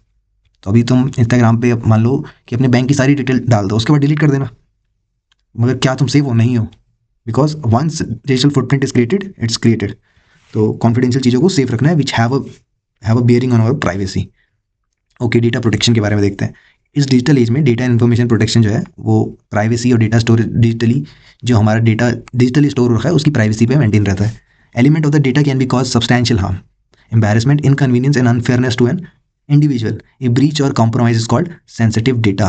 जैसे मेरा सेंसिटिव डेटा क्या है कि मान लो मैं वर्कआउट कर रहा हूँ फॉर एग्जांपल, और वहाँ पे मैं जस्ट लाइक पोस्चर दिखा रहा हूँ और मैं कंफर्टेबल नहीं हूँ दुनिया के सामने शेयर करने में, कुछ लोग होते हैं, तो that is my sensitive data. वो मेरे को एम्बेरसमेंट कॉज करेगा कि देखो इसकी तो बॉडी नहीं है, ये फिर भी ट्राई कर रहा है, जो भी है ये तो मोटा है, ठीक है? In that case also example of sensitive data include biometric information, one of the very important, ठीक है? बायोमेट्रिक किसी की होना है, health care information, health information, finance and other personal documents, images, audios और वीडियोस। इन सब का यूज़ करके कोई इंपर्सनेट कर सकता है, तुम्हें लग सकता है कि तुम सतीश से बात कर रहे हो, मगर वो सतीश नहीं है, उसने उसका बायोमेट्रिक चुरा लिया है, उसका health information, finance, in fact audio भी चुरा लिया है, ठीक है? एआई इतना खतरनाक है कि माँ अपने बेटे से बात कर रही है, बता नहीं पाते हैं कि वो सच में उनका बेटा है कि नहीं। Privacy of sensitive data can be implemented by encryption. तो इंक्रिप्शन होना जरूरी है, ऑथेंटिकेशन होना जरूरी है, and other secure method to ensure the such that data is accessible only to the authorized user. Authorized user मतलब हम हैं, and is for legitimate purpose, ठीक है? लेजिटिमेटली यूज हो। अब तुम ही अपना डेटा यूज़ नहीं कर पाओगे तो फिर तो क्या ही हुआ, है ना? ऑथराइज यूज़र यानी तुम, और तुम्हारे अलावा कोई और भी अनऑथराइज्ड है तो उसको एक्सेस करने में दिक्कत है, इसलिए इंक्रिप्शन, ऑथेंटिकेशन इस सब का यूज़ करते हैं। Two factor authentication, all over the world each country has its own data protection policy. ये डेटा को सेफ रखने की पॉलिसी, लॉज बनाए गए हैं, कानून बनाए हैं। These policies are legal document that provide guidelines to the user. User को गाइडलाइन देते हैं कि किस तरह प्रोसेस, स्टोर और ट्रांसमिट करना है सेंसिटिव इन्फॉर्मेशन का, है ना? The motive behind implementation of this policy is to ensure that sensitive information is appropriately protected from modification और डिस्क्लोजर। ऐसा ना हो कि तुम्हारी सेंसिटिव इन्फॉर्मेशन मॉडिफाई कर दी जाए, तुम्हारी मान लो 10th के रिपोर्ट कार्ड में रोल नंबर ही चेंज कर दिया जाए ऑनलाइन जो अवेलेबल है, उसके बाद तुम्हारे पास कुछ बचेगा ही नहीं। इनफैक्ट जो आजकल आधार सब हम डिजिटली दिखा सकते हैं, है ना? डिजी यात्रा पे कुछ लोग इधर से उधर जाते हैं, तो उस चीज़ को कैसे सेफ रखना है, तो गवर्नमेंट पॉलिसीज, लॉज बन रखे हैं डेटा प्रोटेक्शन पे। उनमें से एक लॉ आता है हमारा इंटेलेक्चुअल प्रॉपर्टी राइट, IPR। ध्यान रखना, इसका MCQ अगर आता है तो IPR की फुल फॉर्म पूछ सकता है, और भी चीज़ें हैं, ठीक है? जनरल पब्लिक लाइसेंस या ऐसे GPL की फुल फॉर्म पूछ लेंगे। तो IPR देखते हैं पहले। When someone owns a house और अ मोटरसाइकिल, हम कहते हैं उसकी प्रॉपर्टी है भाई। अगर कोई नया आइडिया के साथ आता है तो this idea is that personal intellectual property. ध्यान रखना, अगर किसी के पास खुद का आइडिया है और वो ओरिजिनल निकला तो उसकी इंटेलेक्चुअल प्रॉपर्टी है। Intellectual property refer to the invention, literary and artistic expression, design and symbols, names and logo सब, ठीक है? तो कुछ कंपनी जैसे एक्स के साथ हुआ था, एक्स ट्विटर को अब एक्स बोलता है ना, तो एक्स का एक्चुअली में लोगो कोई और यूज़ कर रहा था, मतलब क्लैश हो रहे थे, तो उसने इंटेलेक्चुअल प्रॉपर्टी राइट के आधार पे लोगो चेंज करवाया, ठीक है? The ownership of such concept lies with the creator or the holder of the intellectual property. तो किस तरह की ओनरशिप है वो उस पर डिपेंड करता है। मान लो तुम बड़े दयालु हो, तुमने दान पुण्य कर दिया, तो तुम्हारी कंपनी, तुम देखोगे गेट्स इट स्टडी, कभी लोगो कोई और यूज़ कर रहा है, मैंने देखा था एक चैनल मेरा ही लोगो यूज़ कर रहा है, ठीक है? अब वो बड़ा नहीं है तो मैं उसको स्यू नहीं कर सकता, है ना? दिस enables द क्रिएटर और copyright owner to earn recognition and financial benefit by user using their creation और invention, ठीक है? तो ये जो एक्चुअल में बनाया है, कॉपीराइट ओनर है जिसका खुद का आइडिया है। देखो लिटरेरी और आर्टिस्टिक एक्सप्रेशन भी हो सकता है कि किसी ने कार्टून बनाया, किसी का डिज़ाइन बनाया, ठीक है? अब डोरेमोन जो है वो तुम अपने खुद से बना के नहीं कर सकते, क्योंकि उसको बनाने वाला कोई है ऑलरेडी, ठीक है? उससे तुम बना के कमा नहीं सकते। या किसी ने पोएम लिख दी, किसी ने कुछ ऐसा पीस ऑफ आर्ट लिख दिया, चेतन भगत ने एक बुक बना दी, तो तुम उसकी लिखी हुई चीज़ों को खुद से यूज़ नहीं कर सकते, उसके पास इंटेलेक्चुअल प्रॉपर्टी राइट है उस चीज़ का, ठीक है? तो इससे क्रिएटर को रिकॉग्नाइजेशन मिलती है, फाइनेंशियल बेनिफिट मिलते हैं, ठीक है। जो भी कोई भी जैसे गाने भी सुनता है, तो गाने में क्या है कि हर बार उसको कमीशन जाता है, अगर किसी भी प्लेटफॉर्म ने वो गाने खरीद रखे हैं, स्पॉटिफाई की बात करता हूँ, तो आर्टिस्ट को थोड़ा कमीशन जाता है अगर कोई सुन रहा है उसके गाने। तो intellectual property is legally protected through copyright, patent and trademark. बहुत इंपॉर्टेंट है, पूछा जा सकता है इनमें से किसी के बारे में भी। इंटेलेक्चुअल प्रॉपर्टी क्या होती है और कॉपीराइट क्या होता है, पेटेंट्स क्या होते हैं, हम एक एक करके देखते हैं। Copyright grant legal right to creator for their original work. उसमें writing, photography, audio recording, video, sculptures, architectural work, computer software and other creative work like literary artist, सब कुछ आ जाता है उसमें। तुम जितना भी तुम ऑनलाइन से ऑफलाइन भी देखते हो, ठीक है, सब आ जाता है। अगर एक पिक्चर बनी है तो उसको भी एक कॉपीराइट मिलता है, ठीक है। तो एक लीगल राइट है टू क्रिएटर्स को एक लीगल राइट मिला है उनके ओरिजिनल वर्क के लिए। तो आर्टिस्टिक वर्क से हमेशा याद रखना, आर्टिस्ट कुछ भी हो सकता है, वो ड्राइंग से लेके सिंगिंग तक कुछ भी हो सकता है। तो आर्टिस्ट अपने गाने डालते हैं तो कॉपीराइट लगा देते हैं, पता होगा तुम्हें। Copyright are automatically granted to creators and authors, तो ये वो ऑटोमेटिकली ग्रांट मिल जाता है। Copyright law give the copyright holder a set of right that they alone can avail legally. तो इस कॉपीराइट लॉ के तहत हमें कुछ राइट्स मिलते हैं, जिससे उस पर्सन को ऑटोमेटिकली, जिसने बनाया हुआ है उसका ओरिजिनल कंटेंट है। The right include right to copy at work, right to create derivative work based upon it, right to distribute copies of the work to the public, and right to publicly display or perform the work. थोड़ा सा example देता हूँ कि मान लो किसी ने गाना बनाया, ठीक है, अगर सोनू निगम को जानते हो, सोनू निगम की बात कर लेते हैं, उनका फेमस गाना है कोई। अब तुम क्या है, राइट टू पब्लिकली डिस्प्ले और परफॉर्म द वर्क। अब तुम जो है सोनू निगम का गाना जो है इधर उधर गा के पैसे कमा रहे हो, तो अगर इफ़ वो चाहे तो वो तुम पे केस कर सकता है, ठीक है। वो अलग बात है कि तुम इतने बड़े आदमी नहीं हो, बस छोटा गुजारा कर रहे हो, वो अलग बात है। और तुम जो एक्चुअल इसका क्रिएटर है, ठीक है, सोनू निगम ने भी खुद नहीं बनाया होगा, कोई इसका लिरिसिस्ट होगा जिसने लिखे होंगे सारे लिरिक्स, है ना। तो उन सब ने मिला के क्या करा, अपना सामान सेल करा किसी कंपनी को, मान लेते हैं यशराज फिल्म्स या फिर टी सीरीज़ को दिया, तो उनके पास सारे कॉपीराइट आ गए। अब वो तुम्हारी गर्दन पकड़ेंगे तुम्हें। देखो आजकल क्या कर रहे हैं, बहुत सारे जी न्यूज़ या फिर न्यूज़ वाले क्या कर रहे हैं, कोई कोई जो इंडिविजुअल क्रिएटर हैं जो न्यूज़ शेयर करते हैं, अगर वो थोड़ी सी भी क्लिप लगाते हैं उनका अकाउंट बंद करवा देते हैं सीधा, है ना। ये मोहक मंगल के साथ भी हुआ कि अगर एबीपी न्यूज़ है या कोई भी न्यूज़ है, तो इस तरह का कॉपीराइट इशू रहता है। It prevents other from कॉपिंग, using और सेलिंग द वर्क। तो इस चीज़ का ध्यान रखना। फॉर एग्जाम्पल, अगर रूडियार्ड किपलिंग, देखिए एक नाम है किसी का, राइटर है, होल्डिंग द कॉपीराइट अपनी नोवेल का the jungle book. Jungle book सुना है तुमने, है ना। उसका रूडियार्ड जो है वो उसके राइटर हैं, which tell the story of Mowgli the jungle boy. It would be an infringement of the writer's copyright if someone use parts of the novel without permission. To use others copyrighted material one need to obtain the licence from them. तो तुम्हें licence की जरूरत पड़ेगी कि हाँ मेरे को allowed है ये करना, मेरे को यूज़र से, ओनर से जो है वो लाइसेंस मिला हुआ है। तो ऐसा नहीं हो सकता तुम मोगली के कुछ पन्ने जो है अपनी अपनी खुद की बनाई नोवेल में भी चिपका दो, नहीं होगा ऐसा। एग्जीक्यूटिंग आईपीआर से for a software, code of the software will be protected by a copyright. ये भी इंपॉर्टेंट है। इनफैक्ट बहुत सी कंपनियां तो अपने सॉफ्टवेयर जो लिखती हैं वो कोड छुपा के रखती हैं। विंडोज़ ने, एप्पल ने बहुत सब कुछ छुपा रखा है जो जो वो बनाती हैं। किसको पता है कि सीरी किस तरह काम करती है, नहीं पता ना। बस अभी ट्विटर ने ही अपना ओपन सोर्स करा है। तो कोड जो है वो सॉफ्टवेयर का, वो भी कॉपीराइट से प्रोटेक्टेड है। Functional expression of the idea will be protected by patent. ठीक है, कोड बता दिया। एक्सप्रेशन ऑफ आइडिया वो पेटेंट से पेटेंट करवा लिया। जैसे एक एग्जांपल देता हूँ, फंक्शनल एक्सप्रेशन ऑफ आइडियाज़, एक बहुत फेमस एग्जांपल है अमेजोन का। अमेजोन ने सबसे पहले जो वेबसाइट है अमेजोन की, वो ऐसे ऐड टू कार्ट करते हैं ना, तो ये वन क्लिक पे, मतलब एक बार क्लिक करो सीधा पेमेंट हो गई। ये सब अमेजोन ने पेटेंट करवा रखा था, जिसके लिए उन्होंने लड़ाई भी करी और जीत भी गए, क्योंकि किसी ने चुराने की कोशिश की थी आइडिया। तो ये सब क्या एक्सप्रेशन है, फंक्शनल एक्सप्रेशन। ठीक है, एक फंक्शन उन्होंने क्रिएट किया है, उसको एक्सप्रेस करना है कि एक क्लिक में पे होने वाला है, तो वो पेटेंट से प्रोटेक्टेड है। The name and logo of the software will come under registered trademark. तो अगर किसी सॉफ्टवेयर का नाम तुम यूज़ करते हो, अपनी खुद से एप्पल कंपनी नहीं बना सकते हो तुम, वो ट्रेडमार्क है उसका, ऑलरेडी लोगो है। पेटेंट क्या होता है, patent is usually granted for inventions के लिए मिलता है, unlike copyright. The inventor need to apply for patenting the invention. तो कॉपीराइट बाय डिफॉल्ट मिलता है, इतना समझ में आ गया। जिसने बनाया ओरिजिनली ऑटोमेटिकली उसको मिल जाता है। यहाँ पे पेटेंट के लिए तुम्हें अप्लाई करना पड़ेगा। When a patent is granted, एक बार पेटेंट मिल गया, the owner get an exclusive right to prevent others from using. तो अगर ओनर के पास पूरा राइट है, कोई सेल नहीं कर सकता, कोई डिस्ट्रीब्यूट नहीं कर सकता, और वो इनोवेशन हमेशा प्रोटेक्ट रहेगी। Patent give full control to the patentee to decide whether और how the invention can be used by others. तो उसके पास कंट्रोल है कि सामने वाला कितना यूज़ करेगा, और अगर करेगा तो उसको कमीशन मिलेगा, जो भी है। Thus it encourage inventor to share their scientific और टेक्नोलॉजी फाइंडिंग विद अदर्स। तो ऐसा ना हो कि तुम बहुत बड़े साइंटिस्ट बन गए हो, तुम्हारे दिमाग में एक ऐसा एल्गोरिदम आया है जो आज तक किसी ने नहीं बनाया, और तुम्हारे एल्गोरिदम को जैसे ही तुमने अपने सीनियर को बताया उसने चुरा लिया। तो ऐसा ना हो, इस सबसे बचने के लिए पेटेंट करवाया जाता है। A patent protect an invention for 20 years after which it can be freely use. तो बड़ा इंपॉर्टेंट है भाई ये। 20 साल तक तुम्हारी इन्वेंशन प्रोटेक्टेड है, उसके बाद कोई भी यूज़ कर सकता है। रिकॉग्नाइजेशन एंड और financial benefit foster the right environment and provide motivation for more creative and innovation. ठीक है, तो इससे क्या होगा कि ये सारी आइडियाज़ जो हैं वो 20 साल के बाद अगर कोई भी यूज़ करता है तो नए लोगों को मोटिवेशन मिलेगी, नई क्रिएटिविटी आएगी। ट्रेडमार्क की बात करते हैं। Visual symbol, word, name, design, slogan, label. ठीक है, जैसे कुछ भी होता है कि मैगी का खुद का ट्रेडमार्क है, अमूल का खुद का है, अमूल दूध पीता है इंडिया, तो वो सब क्या है, उन्होंने खुद के स्लोगन लिखे हैं, उनकी पूरी एडवर्टीजमेंट एजेंसी बनी हुई है, करोड़ों रुपए की एडवर्टीजमेंट जाती है, ठीक है, बैनर से सब कुछ बनता है। तो हर किसी का ट्रेडमार्क है, स्टारबक्स का खुद का ट्रेडमार्क है, ग्रीन कलर रहेगा, क्या रहेगा, सिम्बल्स क्या रहेंगे, कोई और नहीं चुरा सकता उसको। और तुम बोलोगे कि ये मैं तो देखे हुए हैं लोकल लोगों को, वो सस्ती कॉपी में बना देते हैं, जैसे बिस्लेरी का बिलसेरी बिलसेरी कर दिया, ठीक है, वो गुमराह कराए, और अगर चाहे बड़ी कंपनी तो उन पे केस भी ठोक सकती है। तो वो वाला कॉन्सेप्ट है दैट डिस्टिंग्विश द ब्रांड और commercial enterprise from other brand. ठीक है, तो कोको कोला का अलग है, सबका अलग है। For example, no company other than Nike can use the Nike brand to sell shoes और क्लोथ। नाइकी का ब्रांड कोई और नहीं यूज़ कर सकता, लुई विटॉन का ब्रांड कोई और यूज़ नहीं कर सकता, वर्साचे का कोई नहीं यूज़ कर सकता, गुची, प्राडा, ठीक है, सबके अपने अपने ब्रांड है। तुम गुची वाले प्राडा का नहीं बना सकते कुछ भी। ठीक है, it also prevent others from using a confusing similar. हाँ, यही इसी की बात कर रहा हूँ, बिलसेरी वगैरह, इंक्लूडिंग वर्ड और फ्रेजेस। अगर किसी ने कन्फ्यूजिंग नाइकी की जगह निक्की कर दिया, ठीक, करते हैं ऐसे, ये सब भी यूज़ नहीं हो सकता।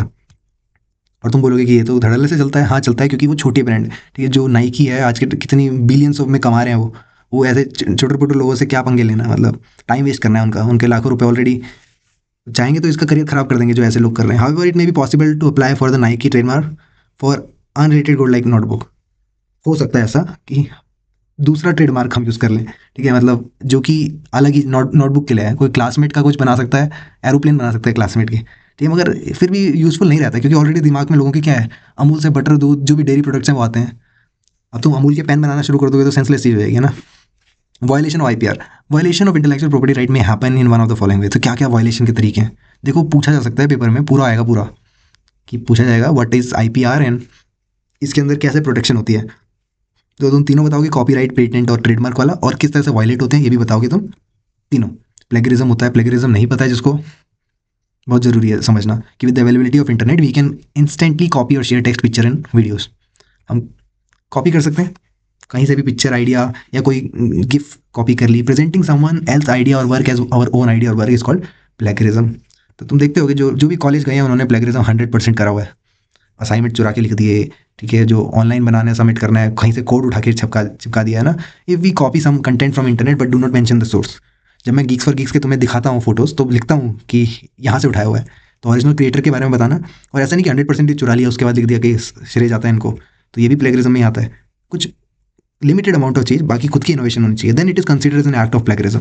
फर्दर क्या बोला पहले, प्लेगरिज्म अगर आता है पेपर में क्या लिखना है कि अगर हम कॉपी करेंगे किसी का कंटेंट इंटरनेट से मगर उसको मेंशन नहीं करेंगे सोर्स या ओरिजिनल क्रिएटर को, तो वो प्लेगरिज्म एक्ट कहलाया जाएगा। और होता क्या है, प्रेजेंटिंग समवन आइडियाज, किसी और का आइडिया, किसी और का काम अगर हम खुद से दिखाते हैं तो प्लेगरिज्म कहलाता है। Further, if someone derives an idea or a product from an already existing idea और प्रोडक्ट, ठीक है, but instead presenting it in new idea, then it is also called plagiarism. ठीक है, तो अगर तुम किसी का आइडिया उठा के ऑलरेडी एग्जिस्टिंग आइडिया और प्रोडक्ट से ही आइडिया बनाते हो और उसको नए idea, but instead present it as a new idea, उसको कहते हो कि नहीं ये तो मेरा खुद का आइडिया है, तब दिक्कत है भाई, तब प्लेगरिज्म है। अगर एग्जांपल दूं कि अ, इसका कैसे एग्जांपल बनाया जाए कि किसी और जैसे यूपीएससी का तरीका है इंटरव्यू देने का, मतलब लास्ट में यूपीएससी क्या करता है, थर्ड राउंड में इंटरव्यू करवाता है। अब मान लेते हैं कि कोई बड़ी कंपनी जैसे दृष्टि आईएएस हो गई या वाजीराम हो गया, ठीक है, ये सब ये भी इंटरव्यू करवाते हैं बच्चों के, मगर ये मूक इंटरव्यू कहलाते हैं। अगर ये कल को बोलते हैं कि हमारी वजह से ही आइडियाज़ आए हैं ऐसे करके, या सरकार ने हमारी वजह से इंटरव्यू रखना शुरू कर दिए हैं कैंडिडेट को जज करने के लिए, तो वो सब भी प्लेगरिज्म के अंदर आएगा, क्योंकि किसी और के आइडिया को तुम अपना बता रहे हो, है ना। इट इज़ अ सीरियस, ठीक है, मैंने ज़्यादा अच्छा एग्जाम्पल नहीं दिया मगर तुम समझ रहे होगे मैं क्या कहना चाहता हूँ। ठीक है, कि किसी का सिमिलर सा कॉपी करना उसके बाद बोलना कि ये मेरा आइडिया है बल्कि वो किसी और का है। Okay, it is a serious ethical offence and sometimes considered as an act of fraud.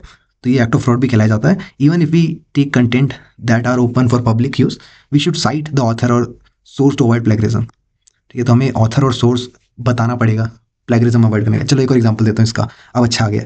तो क्या होता है कि जैसे H&M है, कंपनी है कोई, उनका लोगो है खुद का, ठीक है, कोई भी जैसे ज़ारा का खुद का लोगो है या BMW मर्सिडीज़ का खुद का लोगो है, और कोई अलग आदमी आके उस लोगो में थोड़ा बहुत चेंज करके, मतलब मैं जैसे केशव हूँ तो K&M करके मैं सेम लोगो बना दूँ, है ना, तो वो तो मैं कहूँगा ये मेरा आइडिया का लोगो है, तो वो भी एक तरह से प्लेगरिज्म के अंदर आ जाएगा।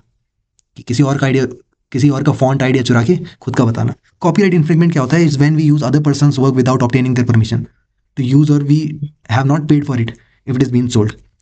कभी कभी क्या होता है कि जैसे बीट्स वगैरह हैं, ठीक है, ऑनलाइन में अगर कोई धुन है, ठीक है, तो उसने किसी को बेच दिया है ऑलरेडी। अब तुम जिसको बेच दिया उसके पास है वो बीट्स के राइट्स, अब तुम भी यूज़ कर रहे हो फॉर कमर्शियल पर्पस, या इवन ऐसे यूज़ कर रहे हो, तो बिना परमिशन के यूज़ करने को कॉपीराइट इन्फ्रिंगमेंट कहते हैं। ठीक है, यूट्यूब में जो यूट्यूब ऑडियो लाइब्रेरी करके है जहाँ पे ट्यून्स वगैरह हैं, तो मैं यूज़ करता था पहले उनको, कि अगर मैं कुछ दिखा रहा हूँ कमेंट, तो उनको रेफर करने के बाद भी मेरे को कॉपीराइट इन्फ्रिंगमेंट आ जाता, क्योंकि वो मेरी बनाई हुई नहीं है, मैं कुछ कर नहीं सकता, क्योंकि चेंज होते रहते हैं। मान लो कि आज जिसने कुछ बनाया है कंटेंट, वो कल को सोचे कि मैं इसके अब पैसे लेना चाहता हूँ, मैं चाहता हूँ कि मेरे को इसके सारे राइट्स मिले, तो ऐसा कर सकता है। तो but if the owner of the copyright of the image does not permit its free use, then using such an image even after giving reference to the image is a violation of copyright. समझना बात को। तो plagiarism और copyright में क्या दिक्कत है?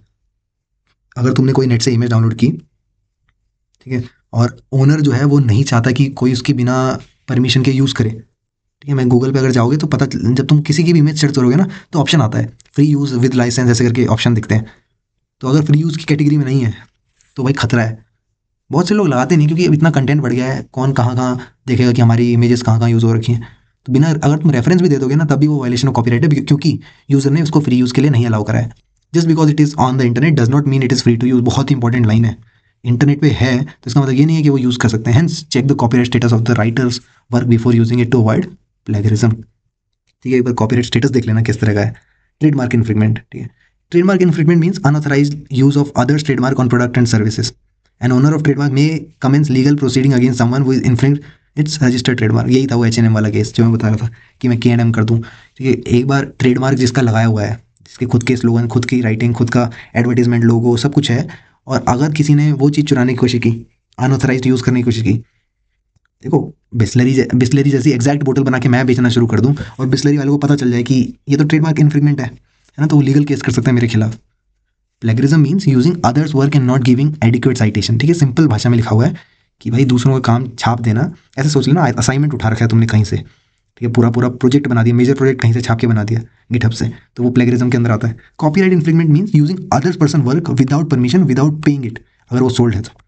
ठीक है, तो कॉपीराइट इन्फ्रिंगमेंट क्या है? किसी का काम यूज करना बिना परमिशन के, बिना उसको पे करे, अगर वो बेचने लायक है तो। ध्यान होगा कुछ लोग प्रोजेक्ट भी बेचते हैं। Public access and open source software, ठीक है, ओपन सोर्स की बात आती है। Copyright sometime put restriction on the usage of the copyrighted work by anyone else. If others are allowed to use and build upon the existing work, it will encourage collaboration. देखिए, ऐसा हो सकता है कि कॉपीराइटेड चीज़ है तो फिर कोई छेड़े ना उसको। अगर क्या हो कि हम सामने वाले को यूज़ करने दे दें, तो it will encourage collaboration and would result in new innovations in the same direction। सबसे अच्छा एग्जांपल मेरे को लिनक्स का दिख रहा है यहाँ पे। लिनक्स को लोग अपनी तरफ से, क्योंकि ओपन सोर्स है, ठीक है, तो लोग अपनी तरफ से उसमें और बेटर करने पे लगे रहे हैं। Licence provide rules and guidance for others to use the existing work when author share their copyrighted work with others under public licence. जब ऑथर अपना कॉपीराइटेड काम दूसरों के साथ शेयर करते हैं पब्लिक लाइसेंस के अंदर, ध्यान रखना, it allows others to use and even modify the content. तो लोगों के पास एक राइट मिलता है कि वो यूज कर सकते हैं, मॉडिफाई भी कर सकते हैं। Open source licence help other to contribute to existing work and project without seeking special individual permission. तो बार बार परमिशन लेने की जरूरत नहीं है। ओपन सोर्स लाइसेंस मतलब ये है कि तुम किसी और के करे हुए काम के ऊपर अपनी तरफ से कुछ फंक्शनैलिटी मॉडिफिकेशन कर सकते हो। GNU GPL, ठीक है, यही था, मैं जनरल पब्लिक लाइसेंस के बारे में बता रहा था ना, कि IPR की फुल फॉर्म, GPL की फुल फॉर्म पूछ सकता है। तो general public licence and the creative commons CC are two popular category of public licence. CC is use for all kind of creative work like website, music, film, literature, सब में CC enable करते हैं। The free, ये caption वगैरह नहीं है, ठीक है, CC क्रिएटिव कॉमन्स के बारे में। Enable the free distribution of any otherwise copyrighted work, freely distribute कर रहे हैं जो कि कॉपीराइटेड हो सकता था। It is use when an author want to give people the right to share, use and build upon a work they have created. ठीक है, तो अगर ऑथर की मर्जी है कि हाँ मैं इसको फ्रीली यूज़ करने, इतना जनरस है वो, तो GPL is primary design for providing public licence to a software. Public licence दे देना। GNU GPL is another free software licence which provide end user the freedom to run, study, share and modify beside getting regular updates. ठीक है, तो GNU GPL यानी general public licence का ये काम है कि तुम इसका यूज़ कर सकते हो, अपनी तरफ से शेयर कर सकते हो, मॉडिफाई कर सकते हो इन सॉफ्टवेयर्स को। यूजर्स और कंपनी वो distribute GPL licence works may charge a fee for copies or give them free of charge. तो उनकी मर्जी होती है कि वो फ्री ऑफ चार्ज दें या फीस लें। किसी का रिसर्च पेपर अगर ले रहे हो तुम, तो वो तुमसे एक कॉपी का भी चार्ज ले सकते हैं। मान लो कि एक बड़े आदमी ने एक रिसर्च पेपर पब्लिश करा एक वेबसाइट पे IEEE पे, ठीक है, वहाँ से IEEE वाले पैसे ले रहे हैं, उस आदमी ने को नहीं दे रहे पैसे क्योंकि उसने फ्रीली दिया है। तो कितना वो लगेगा कि जिसने एक्चुअल में कंटेंट क्रिएट करा है, लोगों को चाहिए, उसकी वजह से कोई और कंपनी थर्ड पार्टी कमा रही है। This distinguish the GPL licence from freeware software licence जैसे कि Skype, Adobe, Acrobat Reader etcetera that allow copying for personal use but prohibit commercial distribution. Personal use के लिए चलेगा, मैं एडोब यूज करता हूँ, और तुम्हें कमर्शियल डिस्ट्रीब्यूशन या proprietary licence where copying is prohibited by copyright law, ठीक है, तुम उस पर अपना धंधा खड़ा कर दे रहे हो तो वो गलत है। मैनी मतलब बिना खरीदे, many of the proprietary software that we use are sold commercial, ठीक है, वो चीज़ एडोब भी, फोटोशॉप, ये सब चीज़ें सोल्ड होती हैं, ठीक है। अगर कोई मैट लैब यूज़ कर रहा है तो वो भी, उसका भी पेड वर्जन आता है, and they program code source code are not shared और डिस्ट्रीब्यूटेड। मैंने बताया ना कि इन चीज़ों के सोर्स कोड का हमें कुछ नहीं पता, मगर कुछ सर्टेन सॉफ्टवेयर जो है वो फ्रीली कोई भी यूज़ कर सकता है, एंड एसेस करने के लिए, मॉडिफाई करेक्ट करने के लिए, सब कुछ करने के लिए, और उसको हम कहते हैं फॉस। ये भी हमने शायद चैप्टर 1 में भी देखा हुआ है ये सब, है ना। Free and open source software has a large community of users and develop वो are contributing continuously to adding new feature, ठीक है। सबसे अच्छा एग्जांपल मैंने लिनक्स का बता ही दिया है। CC एक बार देख लेते हैं।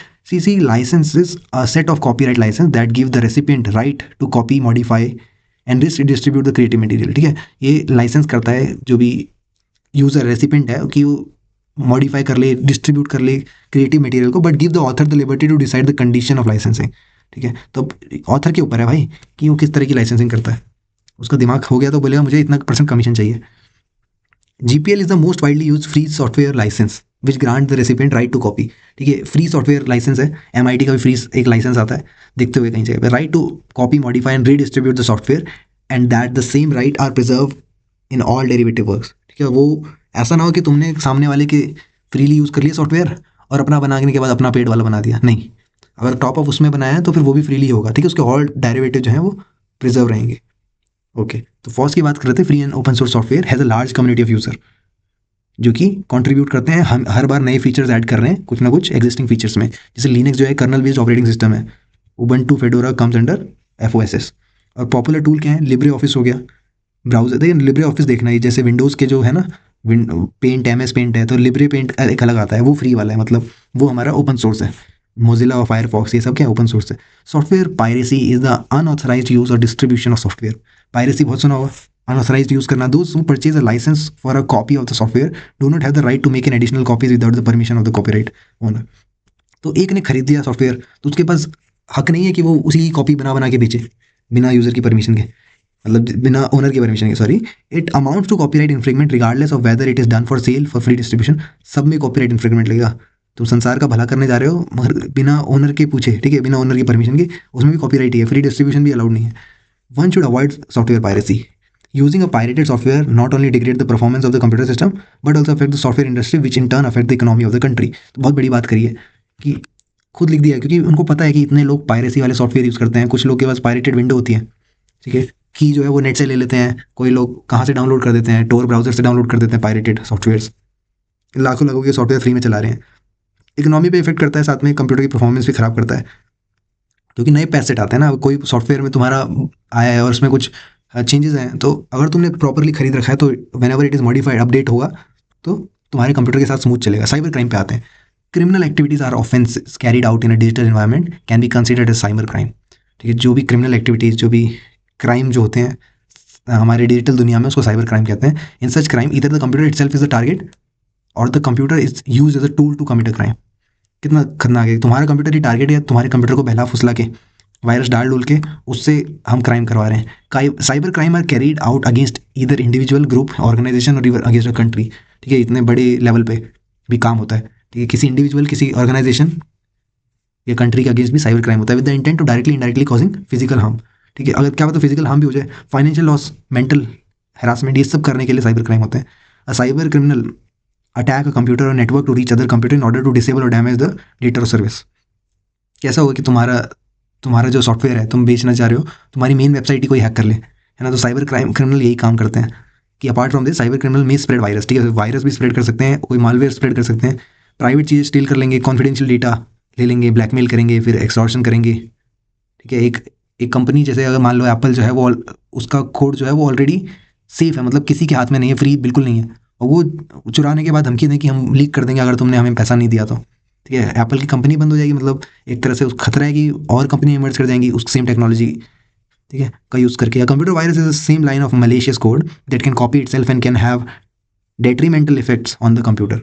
ठीक है, अपने आप को कॉपी करेगा और मलेशियस कोड की लाइनें होती हैं जो कि डेटा को डिस्ट्रॉय या करप्ट कर सकता है सिस्टम को। ठीक है, तो हमने वायरस के बारे में जान लिया। अब malware के बारे में जानते हैं। malware is a software design to specifically gain unauthorise access to computer system. एक अनऑथराइज एक्सेस मिल जाए। The nature of the crime activity are alarming, increasing day by day, which frequently report hacking, ransom attack, denial of service, phishing, email fraud, bank fraud, identity theft, सबके सब आ जाते हैं इसके अंदर। ठीक है, तो यहाँ पे मैंने वायरस के बारे में बता दिया तुम्हें कि वायरस क्या होता है। कुछ लाइन है मलिशियस कोड की जो खुद को कॉपी करती हैं और हमारे करप्ट करती है सिस्टम को। मालवेयर क्या है, सॉफ्टवेयर है जो कि अनऑथराइज एक्सेस लेने के लिए होता है। मान लो तुम रिमोटली किसी और का कंप्यूटर चला रहे हो और बिना उसकी परमिशन के, है ना, कुछ मैसेज भेज दे रहे हो या कुछ गैर कानूनी काम कर रहे हो, तो it is all comes under malware. कोई इंस्टॉल हो गया तुम्हारे डिवाइस में, ऐसे बोलते हैं। बहुत सारे केसेस बढ़ रहे हैं धीरे धीरे। Cyber crime is defined as, अच्छा कोई पूछे साइबर क्राइम क्या होता है, तो ये वाली पूरी लाइन लिखता हूँ कि defined as a crime in which computer is the medium of crime, hacking, phishing, spamming, or the computer is use as a tool to commit crime. दो चीज़ें, एक्सटॉर्शन, डेटा ब्रीच, थेफ्ट। पहला कि computer जो है वो, उसके अंदर crime हो रहा है।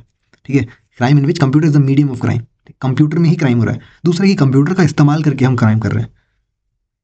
हैकिंग देखते हैं। Hacking is the act of unauthorised access to a computer, network और अ डिजिटल सिस्टम। ठीक है, अनऑथराइज्ड यानी बिना परमिशन के हम घुस रहे हैं कहीं पे किसी भी सिस्टम में, तो उसको हैकिंग कहते हैं। Hackers usually have technical expertise of the hardware and software. तो ये अच्छी बात है कि इनमें एक्सपर्टीज रहती है, इनसाइड आउट जानते हैं उस सिस्टम के बारे में।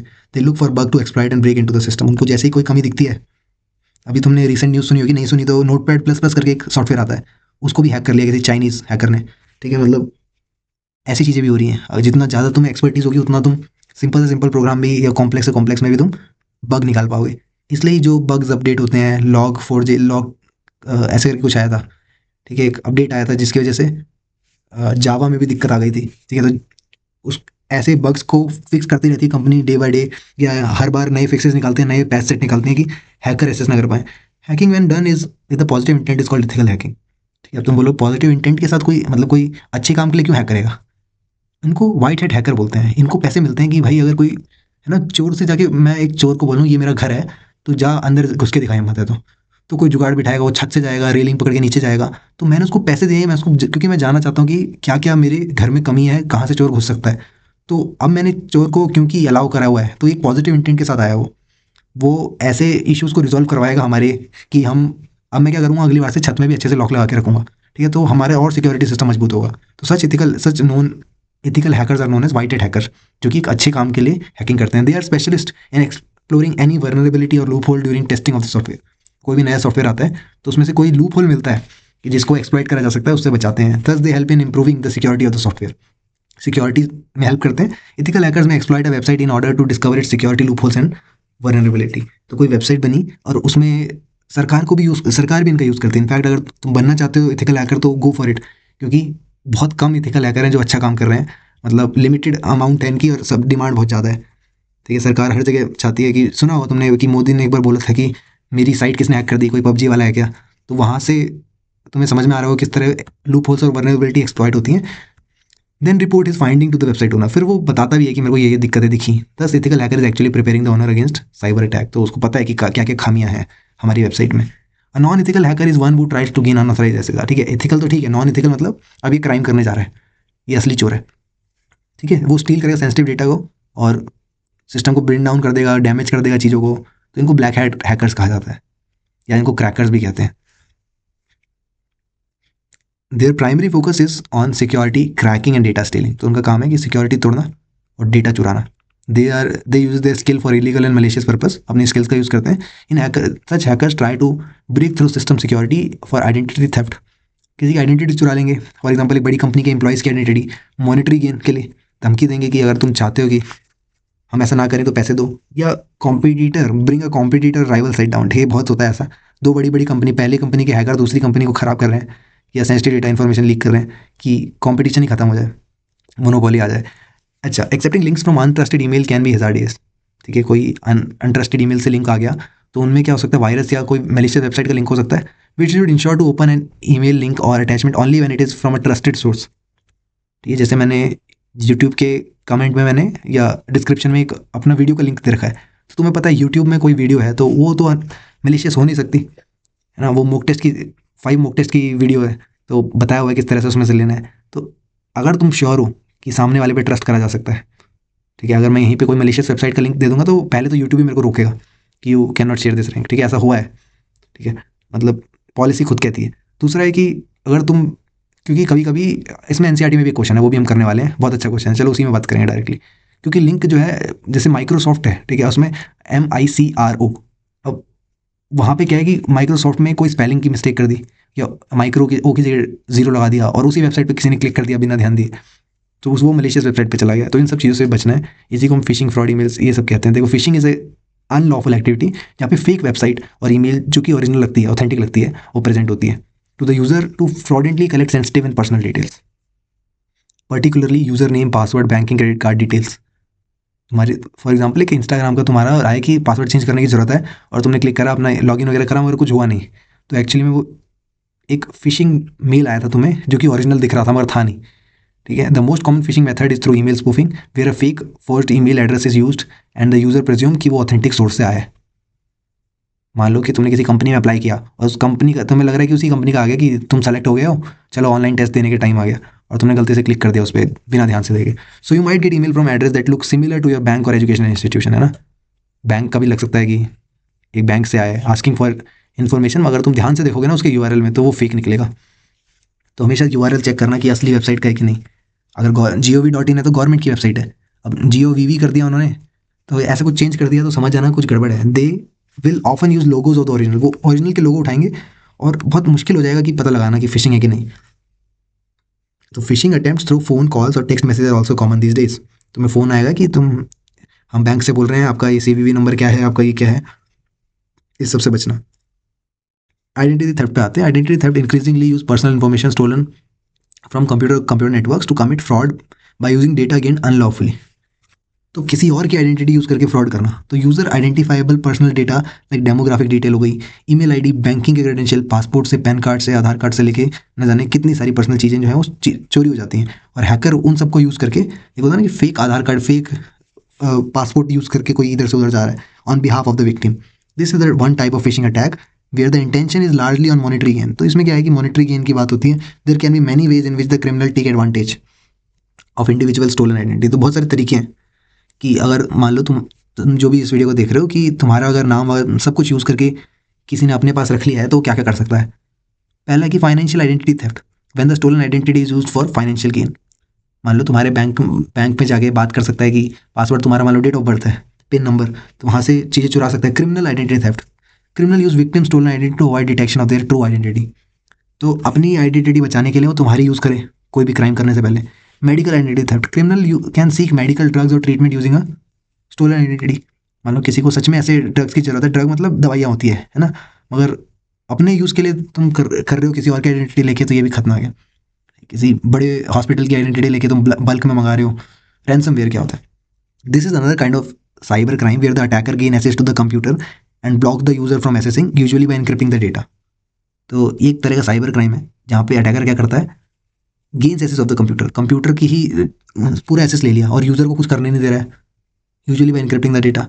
मान लो मुझे मेरे पास ये कंप्यूटर में कुछ भी खोलना है और वो खुल नहीं रहा है, वो मेरे को लिखा हुआ है कि अटैकर ने या रैंसमवेयर की तरफ से कोई पॉपअप आ रहा है बार बार, तो अटैकर ब्लैकमेल करेगा विक्टिम को कि तेरे को अगर अपना कंप्यूटर बचाना है तो मेरे को पैसे दे, है ना, अपना डेटा चाहिए। Sometime threatening to publish personal, और कभी कभी पर्सनल चीज़ें भी वो पोस्ट करने की धमकी भी देता है कि मैं पब्लिश कर दूंगा कहीं पे अगर रैंसम नहीं दिया तो। ठीक है, मान लो किसी ने तुम्हारे रैंसमवेयर इंस्टॉल हो गया और तुम्हारे लैपटॉप में कुछ ऐसी चीज़ें हैं जो बहुत पर्सनल है, ठीक है, इट कुड बी बैंक की डिटेल्स या फिर तुम्हारी कुछ फैमिली मूवमेंट्स वगैरह।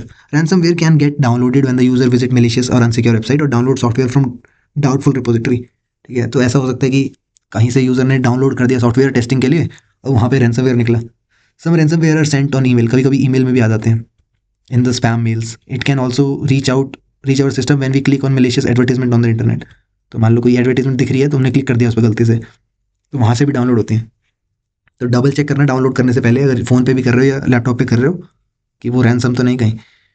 उसका भी तरीका है, वायरस टोटल करके आता है, अगर तुम नेट पे वायरस टोटल सर्च करोगे और किसी भी एपीके को डाउनलोड या कोई भी यूआरएल पे जाओगे, उस यूआरएल को पेस्ट कर दोगे, तो ये शायद सरकार की तरफ से, I am not sure again, मगर ये हेल्प करता है कि बहुत सारे जो एंटीवायरसेस हैं वो उसको चेक करते हैं thoroughly. combating and preventing cybercrime. The challenge of cybercrime can be mitigated with a twin approach of being alert and taking legal help. ये दो अप्रोच लगानी है, दो कैसे साइबर क्राइम को रोका जा सके। पहले तो अलर्ट रहें, prevention is better than cure, और दूसरा लीगल हेल्प लें। तो ये सारे कंसीडर हम कर सकते हैं पॉइंट्स साइबर क्राइम से बचने के लिए या कम करने के लिए। ध्यान रखना कि अगर पेपर में आता है what is cyber crime and how to prevent and combat it, तो ये यूज़ करना है इन पॉइंट्स का। रेगुलर बैकअप लेते रहे इंपॉर्टेंट डेटा का, ठीक है, कोई डेटा गायब हो जाए तो हमें दिक्कत ना हो। यूज़ एंटीवायरस सॉफ्टवेयर, जिससे कि हमारा जो कोई भी वायरस आता है उससे पहले उसको रोक दिया जाए। Avoid installing pirated software, always download software from S यानी सिक्योर साइट से, HTTPS है ना, हाइपरटेक्स्ट ट्रांसफर प्रोटोकॉल के साथ एस लगता है तो सिक्योर साइट्स हैं। और पायरेटेड सॉफ्टवेयर इंस्टॉल करने से बचें, कुछ पैसे बचाने के चक्कर में कहीं रैंसम ना डाउनलोड हो जाए। Always update the system software which include the internet browser and other application software, ठीक है, इंटरनेट ब्राउजर्स को अपडेट करो, सॉफ्टवेयर को अपडेट करो जो भी यूज़ कर रहे हो। Do not visit to download anything from untrusted website, तो कोई ऐसी कोई एरी गेरी वेबसाइट है तो वहाँ से ना डाउनलोड करे कुछ। Usually the browser alerts user about doubtful website, वो security certificate could not be verified. तो जनरली ब्राउजर खुद बता देता है कि भाई इसका SSL यानी सिक्योरिटी सर्टिफिकेट वगैरह नहीं है सही से, ठीक है, तो वो दिखा हुआ आता है कि दिस साइट इज़ अनसिक्योर, तो उससे भी बचें। Use strong passwords for web login, strong password रखें, चेंज करते रहें। डू नॉट यूज़, अच्छा मैं बता देता हूँ, मैं 10th क्लास में, जब बहुत पहले की बात है, उस टाइम में मैंने अपने दोस्त के फ़ोन में अपना ईमेल आईडी लॉगिन किया था, और उसके 10 साल बाद भी उसके फ़ोन में लॉगिन था, और मैं भूल गया था उसको चेंज करना। और तब कैसे पता चला, मेरे को दोस्त का फ़ोन आता है, 10 साल ज़्यादा बोल दिया मैंने, 5-6 साल मान लो, कि भाई तूने अपना ईमेल आईडी बंद करा क्या। मैं मेरे फ़ोन में खुला हुआ था, वहाँ से मेरे को हैरानी हुई कि सोचो इतने साल से उसके फ़ोन में था। Do not use same password from all for all the website, ठीक है, सब में सेम पासवर्ड ना यूज़ करें, चेंज करते रहें।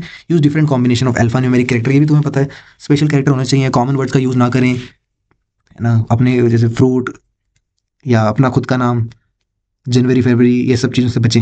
While using someone else computer, do not allow browser to save password, ठीक है, किसी और का कंप्यूटर यूज़ करते हो तो गलती से ऑटोफिल के बाद ओके मत कर देना, वरना वो तुम्हारी आईडी यूज़ करता रहेगा। Trying to browse in your private browser window, ठीक है। For unknown site do not agree to use cookies, unknown site में नो ऑप्शन कर दें। Perform online transaction like shopping, ticketing, ये सब एक वेल और सिक्योर साइट से ही करनी है। अगर बुक माई शो से भी कर रहे हो तो ऐसा ना हो कि कोई और वेबसाइट को, थर्ड वेबसाइट को लेके जाए। Always secure wireless network at home with strong password and regularly change it, ठीक है, कोई राउटर ही हैक कर लेता है तो उससे भी बचना है। IT एक्ट, अब आता है IT एक्ट 2000 का, मतलब 2000 में IT एक्ट बनाया गया था गवर्नमेंट ऑफ इंडिया द्वारा, उसको डिस्कस कर लेते हैं क्योंकि इससे रिलेटेड पेपर में आ सकता है क्वेश्चन।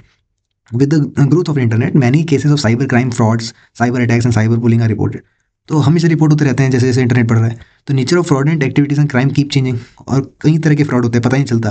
कभी डिजिटल अरेस्ट हो जाता है कि एक आदमी आता है कि हमने आपको अरेस्ट कर लिया है ऑनलाइन, अगर पैसे दे दो वरना हम और इसको कार्रवाई करेंगे इस चीज़ पे। तो इस सबसे बचने के लिए बहुत नए नए तरीके के फ्रॉड होते हैं। To deal with such menace many countries have come up with legal measure, कुछ लीगल मेजर लिए गए हैं कि सेंसिटिव डेटा या चीज़ों को प्रोटेक्ट करने के लिए। तो government of India information technology act 2000 also known as IT act amend in 2008, amend मतलब उसमें संशोधन करा गया है, ठीक है, उसको बेटर बनाया गया है। Provides guideline to the user on the process, तो क्या क्या गाइडलाइन देता है, processing, storing and transmission of sensitive information, तो जो भी हमारी इन्फॉर्मेशन है उसको स्टोर करना, प्रोसेस करना, ट्रांसमिट करना, इस सब पे उसने गाइडलाइन बनाई है। In many Indian state there are cyber cells in police where one can report cyber crime, cyber crime भी रिपोर्ट होता है, साइबर सेल्स बनाए गए हैं। This act provide legal framework for electronic governance, ठीक है, तो इलेक्ट्रॉनिकली हम गवर्न कर सकते हैं by giving recognisation to electronic records and digital signature. The act outline cyber crime and penalties for, ठीक है, साइबर क्राइम को पकड़ता है और उनके साथ भी कार्रवाई होती है। देखो digital signature are the digital, अभी सुना ना तुमने डिजिटल सिग्नेचर क्या होते हैं, equivalent of the paper certificate. अब पेपर पे तुम खुद के साइन कर लो, डिजिटल सिग्नेचर क्या होता है, digital signature work on the unique ID issued by the certificate authority to the user, तो एक सर्टिफिकेट अथॉरिटी होती है, तुम्हारे ही डिजिटल सिग्नेचर बनाए गए। Signing a document digitally means attaching the user's identity which can be used to authenticate, अब तुम्हारे पास एक खुद की आइडेंटिटी है, वो सिग्नेचर में जाती है। licensee who has been guaranteed a license to issue it under section 24 of the IT Act can ensure the digital signature। तो मैं अगर छोटा सा एग्जांपल दूं कि अगर तुम कोई टैक्स इन्फॉर्मेशन भरते हो, लास्ट में डिजिटल सिग्नेचर करते हो, तो ज़रूरी नहीं है कि तुम्हारे असली के मतलब साइन से हूबहू मैच होना चाहिए, मगर उसके पास एक ID जनरेट होती है जो कि सिर्फ तुम्हारे द्वारा प्रोवाइड करी जा सकती है। इसको एक ऐसे की वैल्यू पेयर भी कह सकते हैं, ठीक है, एक पब्लिक की होती है पूरा, फिर उसमें चला जाएगा हमारा कि, चलो तुम्हें शॉर्ट में बता देता हूँ। तो एक पब्लिक की होती है जो कि दुनिया में किसी के पास भी हो सकती है, और प्राइवेट की होती है वो सिर्फ तुम्हारे पास होगी। तो तुम्हारी एक तो खुद की पब्लिक की होगी, एक प्राइवेट की होगी। प्राइवेट की सिर्फ तुम बना सकते हो, पब्लिक की से लोग क्या कर सकते हैं, चेक कर सकते हैं कि जो भी सिग्नेचर हुआ है वो तुमने ही किया है कि नहीं किया है। बात समझ में आई? मतलब ऐसा मान लो कि तुम्हारे पास दो तरह की चाबी हैं, मैं कैसे समझाऊं इसको। एक ताला है, ठीक है, ताला है हमारा एक्चुअल में तुम्हारा सिग्नेचर, डिजिटल सिग्नेचर। तुमने उसको अपनी प्राइवेट चाबी से घुमा दिया है, और एक पब्लिक चाबी है जो दुनिया में कोई भी यूज़ कर सकता है चेक करने के लिए कि अगर तुम्हारा बनाया हुआ ताला है वो, तो वो फिर तुम्हारी ही पब्लिक आईडी से खुलेगा, ठीक है, पब्लिक की से खुलेगा। तो इस तरह से वो वेरीफाई होता है under the IT act of 2000। ठीक है, नहीं समझ में आया कोई बात नहीं, या फिर देख लेना कोई यूट्यूब में वीडियो कि हाउ डिजिटल सर्टिफिकेट जो होते हैं वो सर्टिफिकेट अथॉरिटीज़ किस तरह से मैनेज करती है, ये सब देख सकते हो। तो cyber appellate tribunal have been established to resolve dispute arising from cyber crime, जैसे tampering with computer source document, hacking करना।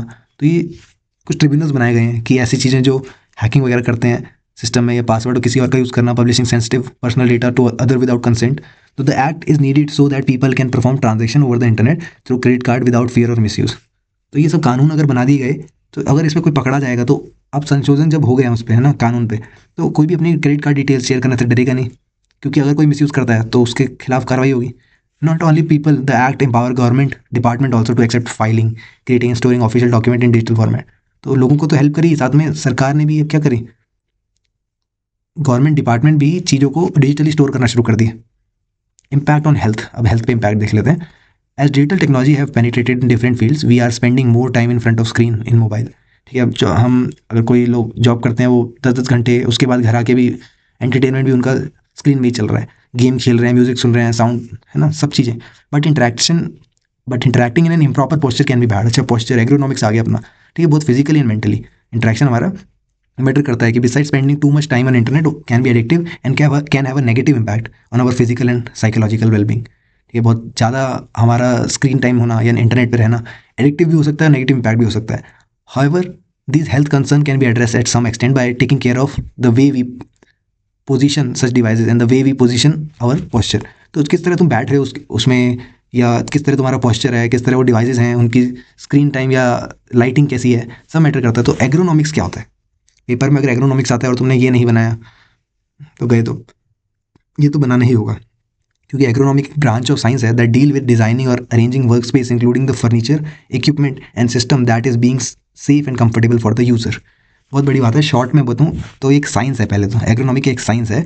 हम किस तरह से वर्क स्पेस जहाँ पे तुम काम करते हो, ठीक है, ऑफिस में भी एग्रोनॉमिक बहुत चलते हैं कि वहाँ पे वर्कशॉप्स होती हैं कि किस तरह की डेस्क होगी, है ना। डेस्क में भी क्या है कि कुछ लोगों की हाइट के अकॉर्डिंग डेस्क होती है, या सीट्स जो होती हैं ऊपर नीचे हो जाती हैं। तो किस तरह हमारा विजन रहना चाहिए ना, व्यू एंगल 30 डिग्री पे रहना चाहिए, डिस्टेंस, व्यूइंग डिस्टेंस क्या होना चाहिए एक विजिबल रेंज के अंदर, मतलब सब चीज़ें पोस्चर से लेके हर चीज़ हमारे वर्क स्पेस के अंदर होती है, वो कंफर्टेबल रहनी चाहिए। इस पे काम करता है एग्रोनॉमिक्स, ठीक है। तो ergonomics help in us in reducing the strain on our body, हमारी बॉडी में किसी तरह का strain, fatigue, injury due to prolong use से बचाए। ठीक है, अब इतने घंटे तक अगर हम स्क्रीन के आगे हैं तो किस तरह से इंजरी फटीग से बचा जाए। When we continuously look at the screen for watching, typing, chatting और playing games, our eyes are continuously explore to a glare. तुम्हारी आंखें जो है ग्लेयर, हमारे सामने जो स्क्रीन है उसमें कुछ तो ब्राइटनेस होगी। तो looking at small hand held devices make it worse. ठीक है, और जब तुम फोन पे चलाते हो तो और दिक्कत है। Eye strain is a symptom commonly complain by digital users of digital devices. तो बहुत से लोगों की आंखों में दर्द होता है, आंखें लाल हो जाती हैं, आंखें ड्राई हो जाती हैं, ये सब रहता है। डिवाइस सेफ्टी, ये एक बार देख लेते हैं। Device safety ensures good health of a computer system. Regular clean it to keep the dust off, use a liquid solution specifically formulated for the cleaning of the electronic screen. तो जब भी तुमने अगर खरीदा होगा लैपटॉप या computer वगैरह, तो स्क्रीन के लिए अलग से लिक्विड आता है, ठीक है। तो तुम्हारे डिवाइस में साफ सफाई रहे, कीबोर्ड्स के बीच में ऐसा गंदा सा ना रहे, ठीक है, सब चीज़ें साफ रहें, तो इसके लिए हम डस्ट ऑफ करेंगे, क्लीन करेंगे हमेशा अपने डिवाइस को। Wipe monitor screen often use the regular microfiber या soft cloth that one use for spectacles, है ना। जो जिस डब्बे में हमारे चश्मे रहते हैं उसी उसमें एक क्लोथ भी होता है, तो एक माइक्रोफाइबर क्लोथ का यूज़ करके हम वाइप कर सकते हैं अपने मॉनिटर को। Keep it away from direct heat, heat से बचाना है। Sunlight and put it in a room with enough ventilation and circulation. खुद ही, क्योंकि ऑलरेडी सीपीयू वगैरह में उसको पंखे से भी हेल्प मिल रही है, और तुम उसको और गर्म जगह पे रखोगे तो गलत है। और कीबोर्ड के पास में खाना पीना ना खाएं, मैं अपने मॉनिटर के पास में ना खाएं ऐसा। फूड के क्रम्बल्स या ये सब बहुत ही बेसिक नॉलेज है that falls into the gaps between the keys. या कोई लिक्विड अगर गिर गया, तुम्हारे कॉफ़ी गिर गई, ठीक है, तो तुम्हारा डिवाइस ख़राब हो सकता है। तो एक बार ये फिगर ध्यान से देख लो, correct posture while sitting in front of computer. तो व्यूइंग डिस्टेंस हमारा 19 से लेके 24, व्यूइंग एंगल हमारा 30 डिग्री। देखिए बताना क्या होता है, फुट फीट सेकंड क्या होता है। रिस्ट स्ट्रेट है 90 डिग्री पे, ठीक है। कमर तुम्हारी सीधी है। Lumbar support for lower back, lumbar support मिल रहा है। एडजस्टेबल सीट हाइट, ठीक है, ये मैंने बताया ना कि सीट हाइट एडजस्ट होती है, या फिर हमारा ये डेस्क एडजस्टेबल होता है। आजकल तो ऐसे भी डेस्क आने लगे जो ऊपर नीचे होते हैं। Seat back angle 90 degree, 90 degree angle ankle के साथ, ये भी जरूरी है। 23-28 feet on the floor, rest for shorter people, ठीक है, जो छोटे लोग हैं उनके रेस्ट करते हैं फीट फ्लोर पे। तो इस तरह का हमारा बनेगा। बस एक मोटा मोटा याद रख लो कि एंगल 30 डिग्री रहेगा, 90 डिग्री यहाँ पे सीट बैक एंगल रहेगा, एडजस्टेबल हाइट रहेगी ऑफ द कुर्सी सीट की, ठीक है। Ergonomics maintaining the view distance and angle along with the position can be of some help. तो एक एंगल बनाना, ये सब इसकी एक साइंस है, पहले बता दिया मैंने। फिगर भी बता रही है किस तरह का पोस्चर मेंटेन रहना चाहिए to avoid fatigue cause due to prolong use of computer system. जो लोग आईटी में काम करते हैं, जो लोग कॉर्पोरेट में हैं, उनको घंटों घंटों तक, ठीक है, कुछ 12 घंटे चले जाते हैं, कुछ लोग 4-5-6 घंटे। तो उन सबको भी इस तरह से डिजिटल डिवाइसेस के सामने रहना है, प्रोलॉन्ग मतलब बहुत देर तक। However, to get rid of dry, watering or itching eyes, it is better to periodically focus on distant object। जैसे जैसे मैं अभी मैं स्क्रीन के सामने देख रहा हूँ, ठीक है, तो हमें इधर उधर भी देखना है, दूर के ऑब्जेक्ट्स भी देखना है, ठीक है, कि हमारी आइज में ड्राई ना हो, इचीनेस ना आए। ओके, और ब्रेक लेते रहना है, आउटडोर एक्टिविटी करनी है। बैड पॉस्चर या बैक एक या नेक या shoulder pain can be prevented by arranging the work space as recommended by ergonomics. ठीक है, तो एग्रोनॉमिक्स के द्वारा जो रिकमेंडेड तरीका है, उन सबसे हम हमारा पोस्चर वगैरह, कमर दर्द या गर्दन दर्द सब बचा सकते हैं। और use of keyboard, B it physical keyboard और टच स्क्रीन, ये कुछ लोग हाथ से भी टाइप करते हैं फ़ोन में, या फिर physical keyboard are not aligned ergonomically, ठीक है। तो कुछ कीबोर्ड नहीं होते ergonomically aligned, can give rise to a painful condition of wrist and finger. तो हमारे हाथ और कलाइयों में दर्द हो सकता है, may require medical help for long run, ठीक है। तो कुछ तुमने देखा होगा, कुछ लोग क्या करते हैं, एक अलग से पैड आता है कि वहाँ पे तुम अपना कीबोर्ड किसी एंगल पे सेट कर सकते हो, अगर तुम्हारी पीठ पीछे है तो, ठीक है, मतलब हवा में कीबोर्ड लगा के 30 डिग्री पे रख के ऐसे भी कर सकते हैं। मतलब मैंने बहुत से लोग देखे हैं ये भी करते हैं। Stress, physical fatigue and obesity are the other related impact. ठीक है, ओबेसिटी हो सकती है बैठे बैठे, फिजिकल फटीग हो सकता है, स्ट्रेस हो सकता है, और इसलिए आउटडोर एक्टिविटीज़ का यूजेज जरूरी है। रिलेटेड इम्पैक्ट द बॉडी में face in one spend too much time using digital device. तो एक बैलेंस बना के चलना है। Enjoy the exciting world of digital device in tandem with other pursuits of thrilling sports और हॉबीज। ठीक है, साथ में बाहर घूमना है, खेलना कूदना है। ऑनलाइन फ्रेंड्स आर गुड, मगर spending time with friend for real life is very fulfilling. ठीक है, बहुत लोग रिलेट करेंगे, दुखी होंगे कि मेरे ऑनलाइन तो 1000 फॉलोअर है, मगर असली में एक दोस्त नहीं। Often the wholesome nature of the real interaction can not be compare to just online social networking. तो रियल इंटरेक्शन इज इंपॉर्टेंट, यही बोला गया है। समरी देख लेते हैं। Digital footprint is a trail of the data we leave behind when we visit any website. तो कोई भी ट्रेल डेटा का हम छोड़ के जाते हैं, वेदर इट इज़ कुकीज़, हमारा लोकेशन या हमारा आईपी एड्रेस, ये सब अगर हम छोड़ के जा रहे हैं तो ये तो छूटता ही है, ये डिजिटल फुटप्रिंट होता है। Any online application portal to fill in data to perform transaction, कुछ भी। A user of digital technology need to follow कुछ एटिकेट्स को फॉलो करना चाहिए। नेट एटिकेट्स हो गए, कम्युनिकेशन हो गए, सोशल मीडिया एटिकेट्स हो गए। Net etiquettes include avoiding copyright violation, respecting privacy and diversity of users, and avoiding cyber bullying. और ये बताया था ना, हमने एक पाई चार्ट में डिस्कस किया था। Beside sharing of expertise, cyber troll वगैरह से बचना है। Communication etiquettes require use of us to be precise and polite in our conversation. हम बातचीत में बहुत पोलाइट रहना है, so that we can remain credible through our remark and comment. हम क्रेडिबल रहने चाहिए, ठीक है। अगर तुम कहीं बोलते हो कि वुमेन्स की रिस्पेक्ट करनी चाहिए और तुम बदतमीजी से बात करते हो, तो वो क्रेडिबिलिटी लूज करता है। While using social media, one need to take care of security through password. Password की हेल्प लेना है, फेक इन्फॉर्मेशन से बचे रहें, और कोई अननोन को डिफ्रेंड करने से सावधान रहें। Care must be taken while sharing anything on social media.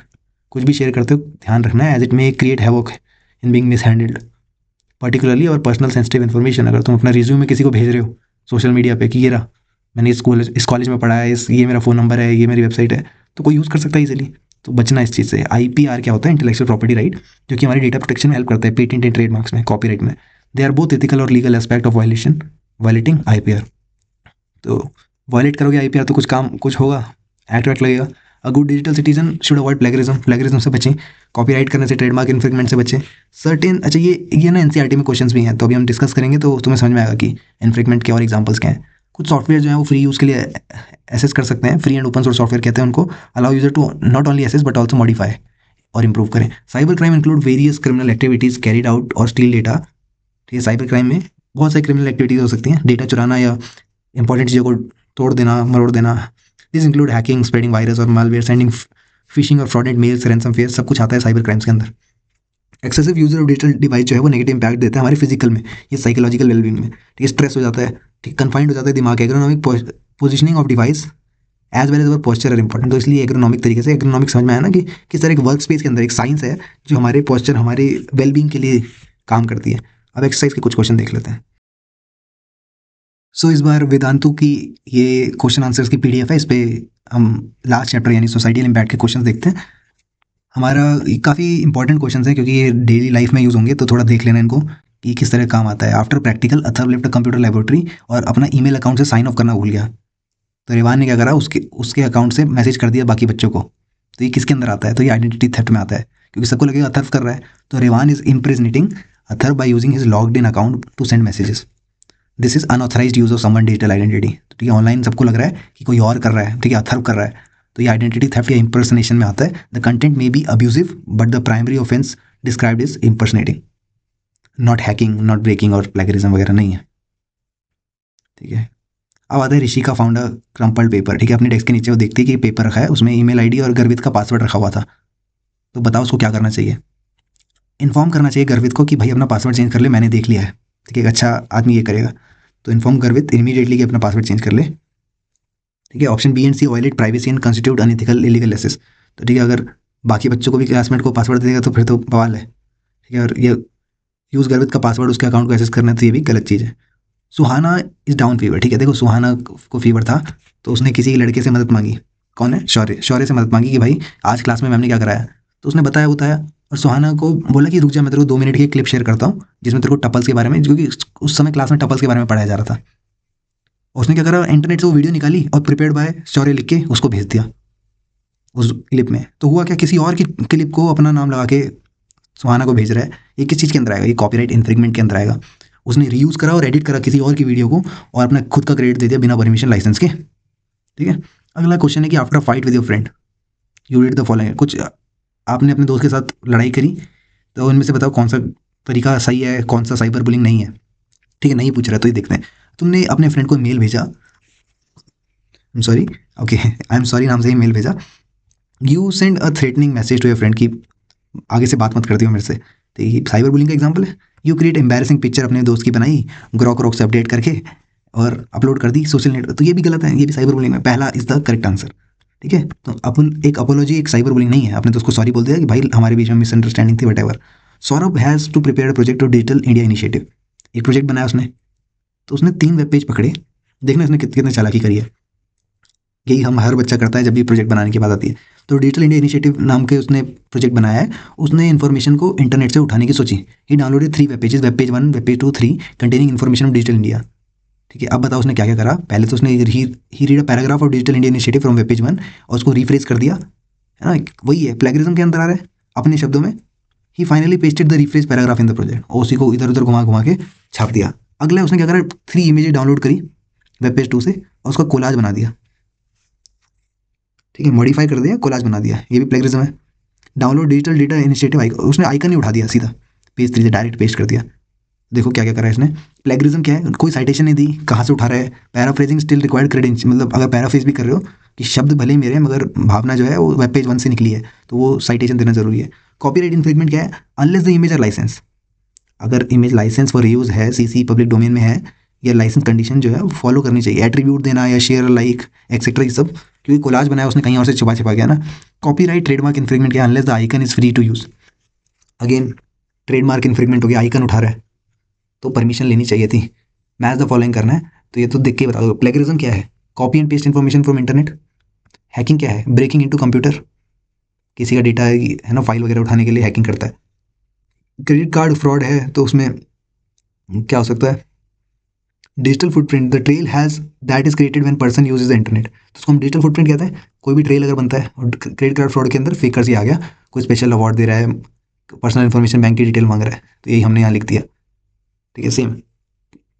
अच्छा, अब तुम्हें एक मैसेज आया इस नाम से कि you got the below message, कि कोई तुमसे क्या मान रहा है, एक पिन नंबर मांग रहा है तुम्हारे डेबिट कार्ड का, इस नंबर पे भेज दो।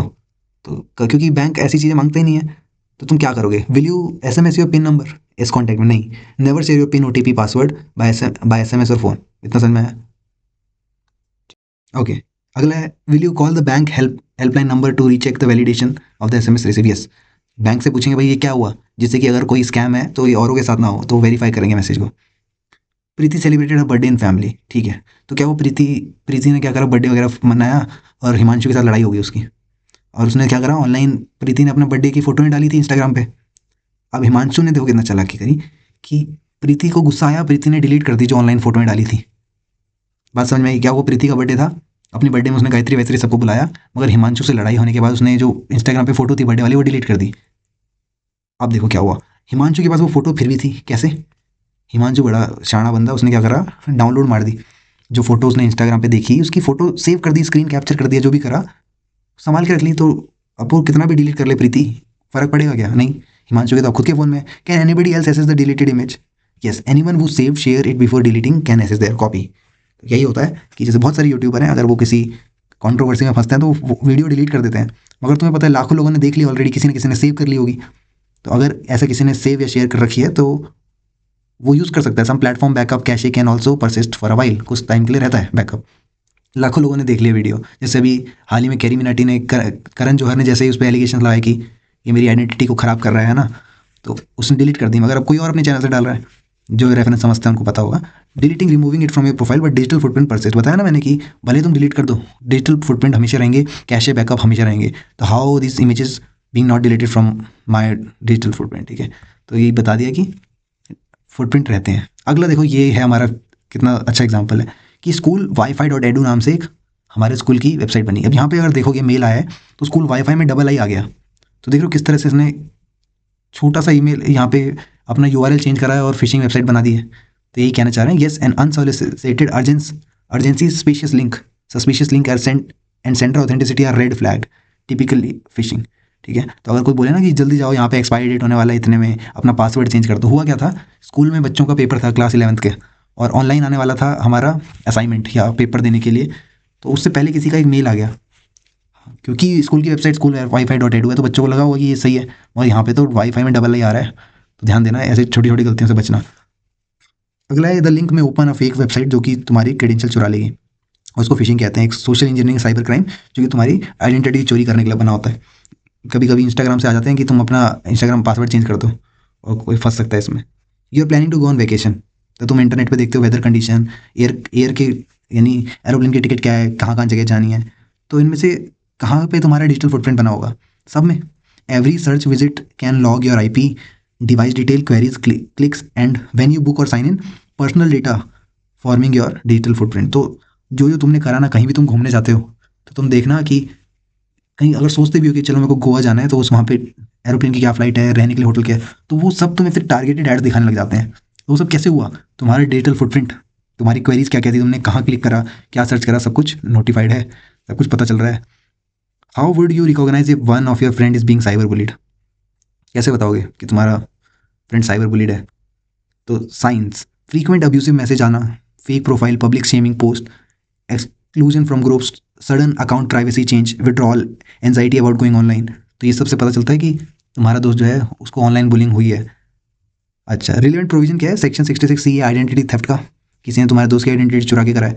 66D है चीटिंग बाय पर्सनेटिंग वाया कंप्यूटर, ठीक, कंप्यूटर से पर्सनेट कर देना कि उसके कंप्यूटर पे जाके। 66E है वायलेशन ऑफ प्राइवेसी, प्राइवेसी को वायलेट करना। 66(7)AB ये पब्लिशिंग ट्रांसमिटिंग ऑब्सीन या सेक्सुअली एक्सप्लिसिट मटेरियल, ठीक है, ऐसा मटेरियल जो कि सेंसिटिव था यूज़र का, तुमने उसको पब्लिश करने की कोशिश की। Plus IPC section 354D stocking या 49950 डिफेमिंग वाला भी था, डिफेमेशन कर रहे हो, सामने वाले की इज्जत खराब कर रहे हो। 503 criminal intimidation depending on conduct, ठीक है। ये सब इतना इतना डिटेल में याद करने की जरूरत नहीं है, हम कोई वकील वगैरह नहीं है, मगर जस्ट इन केस तुमसे पूछा जा रहा है कि what provisions are in IT act, तो तुम सिर्फ ये लिख सकते हो कि ये सेक्शन वगैरह लिखने की जरूरत नहीं है कि हमारे पास आइडेंटिटी थेफ्ट से लेके वायलेशन ऑफ प्राइवेसी या डिफेमेशन, क्रिमिनल इंटिमिडेशन, इन सब के कानून बने हुए हैं, हम ऐसे बता सकते हैं जितना एनसीईआरटी में हमने पढ़ा है। Write the difference between the following: copyright and patent, plagiarism and copyright infringement, non ethical और एथिकल, एक्टिव पैसिव फुटप्रिंट, और फ्री सॉफ्टवेयर और फ्री एंड ओपन सोर्स में क्या अंतर है। तो पहले कॉपीराइट और पेटेंट में देखते हैं। Copyright protect creative expression, text, music, code automatically. Copyright में मैंने बताया ना कि जो बनाएगा उसका ऑटोमेटिकली प्रोटेक्ट हो जाएगा। Patent protect new useful inventions पे काम करते हैं आफ्टर एग्जामिनेशन। तो एक बार एग्जामिनेशन हो गया, तुम अगर अप्लाई करोगे अपने पेटेंट के लिए तो मंजूरी मिलेगी, कहीं और किसी ने तो नहीं बना रखा है इसका already, copyright ban कॉपिंग expression, patent ban making using the claimed invention. ठीक है, पेटेंट से अगर किसी ने जैसे हमारा वो है मैक मैक बर्गर ये सब नहीं बनाते, के एफ सी के ने अपने इंग्रेडिएंट्स पेटेंट करवा रखे हैं, कोई नहीं चुरा सकता। कोको कोला का खुद का फॉर्मूला है कैसे बनाना है। ठीक है, तो ये सब आइडियाज़ इन्वेंशंस को पेटेंट करवाया जा सकता है। और कॉपीराइट जो है वो बैन करता है कॉपी करना एक्सप्रेशन को। प्लेगरिज्म और कॉपीराइट इन्फ्रिंगमेंट में क्या अंतर है? एक इथिकल इशू है, किसी और का काम बिना क्रेडिट दिए करना उसको प्लेगरिज्म कहते हैं। कॉपीराइट इन्फ्रिंगमेंट एक लीगल इशू है, तुम using protected work without permission, ठीक है, बियॉन्ड फेयर यूज, तो फिर कॉपीराइट इन्फ्रिंगमेंट कहलाता है। प्लेगरिज्म इथिकल है, ये वाला लीगल इशू है। Non ethical versus ethical hacking. Non ethical black hat और व्हाइट हैट में क्या अंतर है? Black hat unauthorised harmful access करते हैं, इथिकल वाले ऑथराइज एसेस करते हैं कि सिक्योरिटी और इंप्रूव हो पाए। एक्टिव एंड पैसिव फुटप्रिंट क्या होता है? एक्टिव बताया मैंने, जो जानबूझ के अगर इंस्टाग्राम पर कुछ डाल रहे हो तो वो एक्टिव है। पैसिव में क्या है? जो पीछे से डेटा कलेक्ट हो रहा है, मान लो तुम किसी वेबसाइट पे गए, वहाँ पे कुछ सामान देखा पहनने का, कपड़ों का, तो वो automatically cookies IP location tracking होती है। फ्री सॉफ्टवेयर और एफओएसएस में क्या अंतर है? Free software emphasize user freedom, run study modify share. और फॉस जो है वो free and open source combine freedom and open development. ठीक है, फ्री सॉफ्टवेयर से फ्रीली यूज़ हो सकते हैं, मगर फॉस में क्या है, ओपन सोर्स में क्या है, तुम खुद से डेवलप भी कर सकते हो, मॉडिफाई कर सकते हो, सोर्स कोड उसका ऑनलाइन अवेलेबल है, ओपनली अवेलेबल है। If you plan to use a short text from an article on the website, क्या स्टेप करने चाहिए? मान लो तुम्हें एक आर्टिकल पसंद आया तो तुम कोटेशंस का यूज़ कर सकते हो। For paraphrase cite sale give author article title website publisher URL access publish date, ये सारी चीज़ें देनी है। Follow any license terms include reference bibliography section, है ना। अगर तुम कहीं से कुछ भी चुराते हो, प्रोजेक्ट में बिब्लियोग्राफी लास्ट में देते हैं ना कि क्या क्या रेफरेंसेस हमने लिए, कहाँ से उठाया है, कि क्या आर्टिकल है। इनफैक्ट अगर तुम किसी किसी फोटोग्राफर ने अपनी वाइल्ड लाइफ की फ़ोटो भेजी है, ठीक है, एक शेर की फ़ोटो है, तुम उसका यूज़ करते हो तो किसने खींची है, ठीक है, वो भी साथ में देना होगा, कहाँ से उठाई गई है वो भी। तो क्रिएटिव लाइसेंस टर्म्स वगैरह देख के। When you search online for pictures, how will you find pictures that are available free? How can those picture be use in your project without copyright violation? तो क्या कर सकते हो? Filter by user right. ठीक है, अगर तुम net पे देखोगे तो टूल्स आते हैं गूगल में, तो चेक करो क्रिएटिव कॉमन्स और पब्लिक डोमेन में कौन से यूजर राइट्स हैं। एंड यूज ट्रस्टेड सोर्सेज, जैसे विकीमीडिया कॉमन्स हो गए, गवर्नमेंट साइट्स हो गए, पब्लिक डोमेन रिपोजिटरीज हो गई, यहाँ से फोटोज उठाओ। चेक द लाइसेंस, अगर पब्लिक डोमेन में है तो तुम बिना परमिशन के यूज़ कर सकते हो। For CC license follow the condition, usually attributes. CC license में क्या है कि एट्रीब्यूट्स देने होते हैं कि हमने यहाँ से उठाई गई है। Usually attribute, sometime share alike, no derivatives, no non commercial. Describe what is important to secure, why it is important to secure your wireless router at home. तुम्हारे राउटर को सिक्योर रखना क्यों जरूरी है? Search the internet to find the rules to create a reasonable secure password.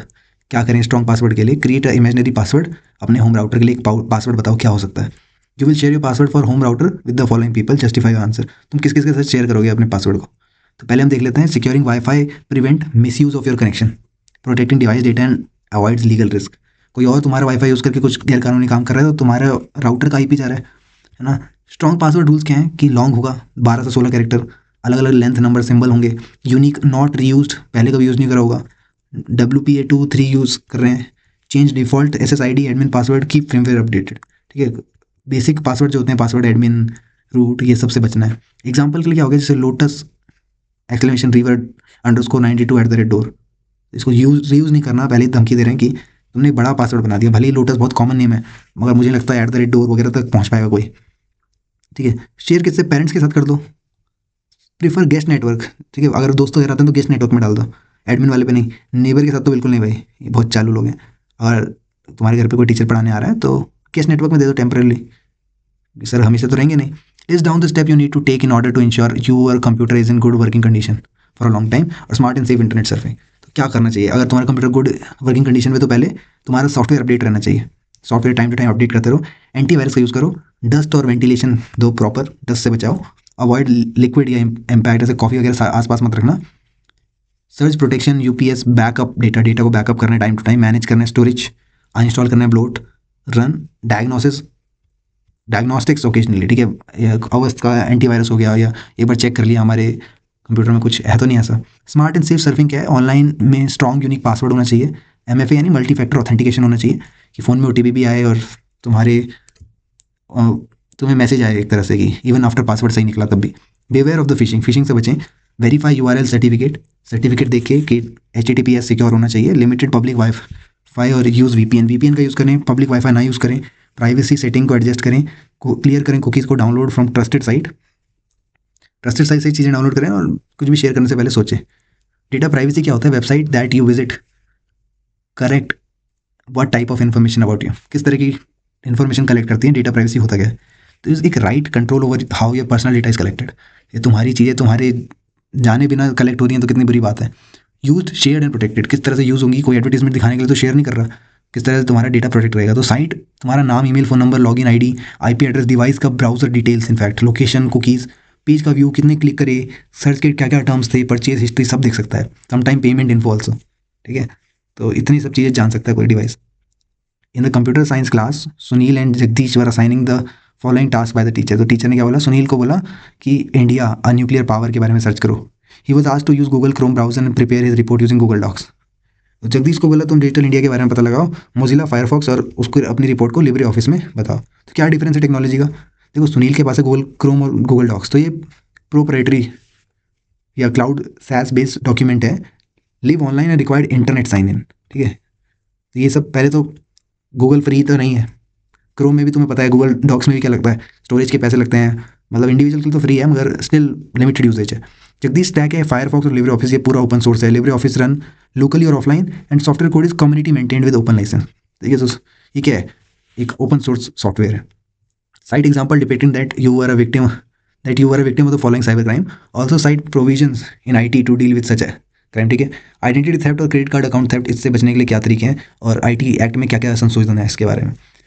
Identity theft क्या होता है? Someone create a fake social profile in my name, ठीक है, कोई मेरे नाम से इंस्टाग्राम चला रहा है, मैसेज कर रहा है इधर उधर के लोगों को, तो मेरा नाम खराब हो रहा है। लॉ आईटी एक्ट सेक्शन 66 सी कहता है आइडेंटिटी थेफ्ट, डी कहता है चीटिंग बाय पर्सनेशन, आईपीसी 419 424 चीटिंग। ठीक, इतना नहीं डिटेल में जाना, जस्ट अगर थोड़ा बहुत भी दिमाग में रहता है तो सेक्शन 66 सी कह देना, 66 के सी डी काम आते हैं। क्रेडिट कार्ड अकाउंट थेफ्ट में क्या है? अनऑथराइज ऑनलाइन परचेज, मेरे क्रेडिट कार्ड से कोई और खरीदी कर रहा है। आईटी एक्ट का 66 सी है unauthorised use of electronic signature password, और पर्सनेशन डी आ गया। और चीटिंग प्रोविजंस हैं, अनऑथराइज एसेस है, ये सब हमारा क्रेडिट कार्ड फ्रॉड में आता है। नीरज एक स्टूडेंट है क्लास 11th का, निर्जा, ठीक है। She has opted for computer science, Nirja prepared a project assign to her, she mailed it to the teacher, the snapshot of the mail are shown below. तो इस तरह से उसने मेल करा, ये पीएफ मतलब please find attachment, which of the following email etiquette are missing in it. ध्यान से देख लो, निर्जा लिखा प्लीज फाइंड अटैचमेंट करके उसने डॉक्यूमेंट भेज दिया। तो typically missing item in the poor, पहले तो क्लियर सब्जेक्ट नहीं है, सी एस प्रोजेक्ट ऐसे करके लिखना चाहिए था कुछ, नो सब्जेक्ट, सब्जेक्ट ही नहीं डाला हुआ। तो अगर वो डालती कि सी एस प्रोजेक्ट है निर्जा का, 12th 11th एक ही लड़की है, फॉर्मल ग्रीटिंग डियर मैम, ऐसे कुछ लिखना चाहिए था। Self explanatory body, context plus attachment name properly, उसके बाद ना full name, class, roll number सब लिखना चाहिए था, और रिगार्ड्स वगैरह, थैंक यू वगैरह लिखना चाहिए था, जो कि एब्सेंट है इसमें। I think this is last question. Sumit got good marks in all subject, his father gifted him a laptop, ठीक है, बड़ा खुश हुआ, उसके पिताजी ने उसको एक लैपटॉप दिया। Would like to make Sumit aware of health hazard associated with inappropriate and excessive use of laptop. तो उसने बताया, उसके पिताजी ने बताया कि भाई दिक्कतें भी हो सकती है ज़्यादा चलाओगे तो। Help father to list the point which he should discuss with Sumit. तो क्या क्या बात कर सकते हैं उसके पिताजी? पहले तो एग्रोनॉमिक पोस्चर रहना चाहिए, आई लेवल स्क्रीन पे किस तरह रहना चाहिए, बैक बैक का पोस्चर क्या रहना चाहिए, बैक सपोर्टेड होनी चाहिए, आई ब्रेक्स चाहिए 20-20-20 वाले, है ना। 20 मिनट देख रहे हो तो थोड़ा गैप दो, 20 सेकेंड ऐसे करके कुछ। Limit screen time, avoid late night blue light, इन सबसे बचना है। Keep safe viewing distance, distance दूर से देखना है। Use external keyboard mouse to avoid wrist screen, ठीक है, हाथों उंगलियों में दर्द ना हो, जोड़ों में दर्द ना हो तो कीबोर्ड माउस का यूज़ करें। ब्रेक्स लेते रहें, सॉफ्ट सरफेस, ओवर हीटिंग, इन सबसे बचना है। इंश्योर गुड लाइटिंग, लाइटिंग अच्छी हो। Balance online time with sleep study, 24 घंटे नहीं, एक्सरसाइज करना है। ऑफलाइन हॉबीज होनी चाहिए, रियल फ्रेंड्स होने चाहिए। इन सब पे हम बात कर चुके हैं। अब आ जाते हैं हैंड रिटन क्वेश्चंस पे। सोसाइटियल इम्पैक्ट के कुछ हैंड रिटन क्वेश्चन देख लेते हैं, और ज़्यादातर थ्योरी है इसमें। Discuss the advantage and disadvantage of digital technology in education. तो एजुकेशन में डिजिटल टेक्नोलॉजी के क्या एडवांटेज हैं, क्या डिसएडवांटेज हैं, ये डिस्कस करना है 4 नंबर में। तो पहले थोड़ा सा लाइन लिख लेते हैं कि डिजिटल टेक्नोलॉजी की वजह से हम एजुकेशन की फील्ड में बहुत ज़्यादा चेंज ला पाए हैं, by making learning more accessible and interactive. तो एक पॉजिटिव नोट के साथ हमने शुरू किया कि हमने लर्निंग को ईजी बना दिया, आसान बना दिया, बच्चों को समझ में आने लगा है। तो एडवांटेज क्या है इसके और डिसएडवांटेज क्या है? पहले एडवांटेज देख लेते हैं। Student can access online resource, e books and educational video any time. बच्चे कभी भी सीख सकते हैं, कहीं भी सीख सकते हैं ऑनलाइन के ज़माने में। Online classes allow student to learn at their own pace and convenience. अगर तुम्हें वीडियो दोबारा देखनी है तो तुम दोबारा देख सकते हो, अपनी पेस पे सीख सकते हो। कोई चीज़ नहीं समझ में आ रही तो उसको टाइम लेके समझ सकते हो। तो ये सब कन्वीनियंस हमारी ऑनलाइन क्लासेस से आई है, वरना क्लासरूम में टीचर जब बोल देता था, अगर नहीं समझ में आया तो गया वो। Teachers and student can communicate easily through emails and learning platforms. तो जिन बच्चों को डर लगता था टीचर से सामने सामने पूछने में, अब वो ऑनलाइन प्लेटफॉर्म्स के ज़रिए भी पूछ सकते हैं, गूगल क्लासरूम्स के ज़रिए भी पूछ सकते हैं। लास्ट है smart boards, online tools and graphics makes learning more engaging. अब तुम जब हार्ट चैप्टर पढ़ते हो तो हार्ट में किस तरह ब्लड पंप करता है, या कोई 3D मॉडल कैसे, क्यूब कैसे दिखता है, वो तुम एक्चुअली में देख पाओगे ग्राफिक्स के ज़रिए, ऑनलाइन टूल्स के ज़रिए। तो लर्निंग को और आसान बनाता है, बच्चों को अच्छे से याद रहता है, समझ में आता है। तो ये हमने 4 पॉइंट्स एडवांटेज की लिख दिए। मान लेते हैं आधे आधे नंबर के होंगे, डिसएडवांटेज के भी 4 पॉइंट लिख के टोटल 4 नंबर हम कवर कर लेंगे। तो डिसएडवांटेज क्या है इसमें कि student sometime get distracted by social media and games. Student पढ़ने आते हैं लेकिन वो डिस्ट्रैक्ट हो जाते हैं, कभी कभी गेम खेल लेते हैं या सोशल मीडिया की नोटिफिकेशंस आ जाती हैं। एक्सेसिव स्क्रीन टाइम बड़ा इंपॉर्टेंट, कि जब ज़्यादा तुम स्क्रीन को देखोगे तो तुम्हारी आंखों में दर्द होगा, हेल्थ प्रॉब्लम्स होंगी बैठे रहने से, या कान में ईयरफोन लगा के कान भी ख़राब होते हैं, सारी चीज़ें। There are many student who don't have access to device और इंटरनेट फैसिलिटीज़। तो ये भी एक डिसएडवांटेज है कि सभी बच्चों के पास नहीं होता है। किसी के पूरे घर में एक ही मोबाइल होता है, पापा काम पे जाते हैं, घर पे आते हैं तब जाके मोबाइल मिलता है बच्चों को थोड़ी देर के लिए। तो ऐसे भी कंडीशंस होती हैं। तो अगर तुम क्लासरूम में बच्चों को बुला रहे हो, गांव देहात में अगर ऐसा होता है, तो वहाँ पे वो बच्चे सीखते हैं, उनके पास घर पे पढ़ने के लिए कुछ है नहीं। It also reduce social interaction while making face to face communication at par. तो तुम सोशली इंटरेक्ट नहीं कर पाओगे। तुम ऑनलाइन की दुनिया में तो तुम सब कुछ जानते हो, लेकिन जब टीचर से सामने मिलोगे या बच्चों से आसपास मिलोगे तो वो सोशल इंटरेक्शन का सर्कल जो बनता है, जो कि असली लोगों से बात करने पे बनता है। यहाँ तुम्हारा नेट गया तो तुम किसी से बात नहीं करोगे, वहाँ पे 24 घंटे तुम सबकी निगरानी में हो। तो ये सारी चीज़ें जो है वो हम लोगों के बीच जाने से ही सीखते हैं, तो ये डिसएडवांटेज हो जाएगा। अगला क्वेश्चन है कि explain the importance of digital communication etiquettes and provide example. तो क्या एडिकेट्स होने चाहिए? जैसे टेबल मैनर्स होते हैं, टेबल पे कैसे खाना खाना है फोर्क और नाइफ से, वैसे ही हमारे डिजिटल कम्युनिकेशन के भी एटिकेट्स होते हैं। तो पहले तो ये पता होना चाहिए कि डिजिटल कम्युनिकेशन क्या होता है। ठीक है, कि हम जब किसी से बात करते हैं, और तुम सोशल मीडिया पे बात कर लो, व्हाट्सएप भी हो गया, इनफैक्ट ईमेल हो गया, या फिर मैसेजेस करते हैं, या कोई बड़ी फोरम में बात करते हैं किसी से, है ना। स्कूल का अगर कोई ग्रुप है तो उसमें किस तरह से बात करी जाती है, वो सब डिजिटल कम्युनिकेशन के अंदर आता है। और एडिकेट्स क्या रिफर करते हैं? Digital communication etiquettes refer to the proper and respectful behaviour while communicating online through email, message और सोशल मीडिया। जब तुम टीचर से बात करते हो तो इंग्लिश में पूछते हो ना क्वेश्चन कि ma'am this is my doubt, I want to clarify this. तो ये सब क्या है, थोड़ा फॉर्मलनेस दिखाता है। तुम अपनी हिंदी इंग्लिश रोमन में लिख के नहीं बता सकते कि क्या बोलना चाह रहे हो। ये एडिकेट्स के खिलाफ है, कर तो सकते ही हैं मगर ये इंप्रेशन अच्छा नहीं छोड़ता इन डिजिटल वर्ल्ड। तो इंपॉर्टेंस क्या है पहले एटिकेट्स की, कि it prompts respectful and professional communication. हमेशा तुम ऑनलाइन रिस्पेक्टफुल और प्रोफेशनल मैनर में रहोगे। It helps avoiding misunderstanding and conflicts. Misunderstanding ना हो, कॉन्फ्लिक्ट्स ना हो, जो तुम कहना चाहते हो वो परसीव सही से ना हुआ हो, इस चीज़ से भी बचाएगा एडिकेट्स। अगर तुम एक मैनर फॉलो करोगे तो हमेशा रिस्पेक्टफुल रहोगे। It ensure safety and responsible use of digital platform.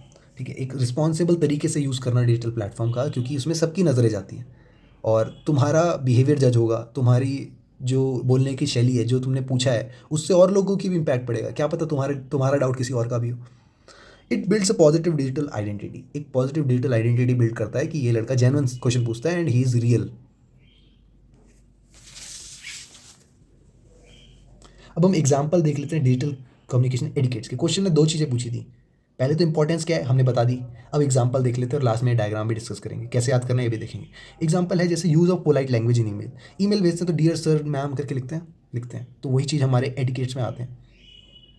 Avoiding the use of offensive word और ऑल कैप्स। ठीक है, ऑल कैप्स जो है वो रेज जनरली दर्शाता है, तो हम पोलाइट रहने की कोशिश करेंगे, कोई भी ऑफेंसिव वर्ड का यूज़ नहीं करेंगे। ठीक है, अगला है नॉट शेयरिंग पर्सनल और कॉन्फिडेंशियल इन्फॉर्मेशन पब्लिकली। पब्लिकली कुछ शेयर नहीं करना, पर्सनल ना फोटोज़, ना एड्रेस, ना मोबाइल नंबर, बचना है इस चीज़ से। तो ये भी एटिकेट्स में आता है। Responsible for responding to message promptly और क्लियरली। क्लियरली अपनी बात को कहना, और जो प्रॉम्प्ट मतलब जो तुम कहना चाहते हो वही कन्वे हो रहा है।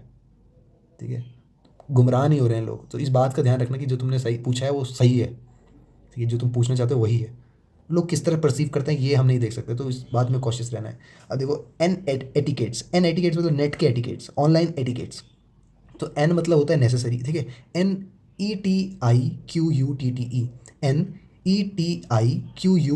NETIQUETTE। ठीक है, तो अगर तुम्हें ये याद रह गया एटिकेट, तो पता है ये एन मतलब नेट के एटिकेट्स। और इन सब की फुल फॉर्म अगर तुम बना पाओ तो ये ऐसे डायग्राम बना देना कि थोड़ा क्लियर लगे। नेसेसरी है क्या, जो तुम ऑनलाइन अपना फुटप्रिंट छोड़ रहे हो वो ज़रूरी है। एग्जाम्पलरी है, एग्जाम्पलरी मतलब ऐसा नहीं है कि तुम्हें नहीं दर्शा रहा हो, कोई और आदमी तुम बन के कैटफिश कर रहे हो।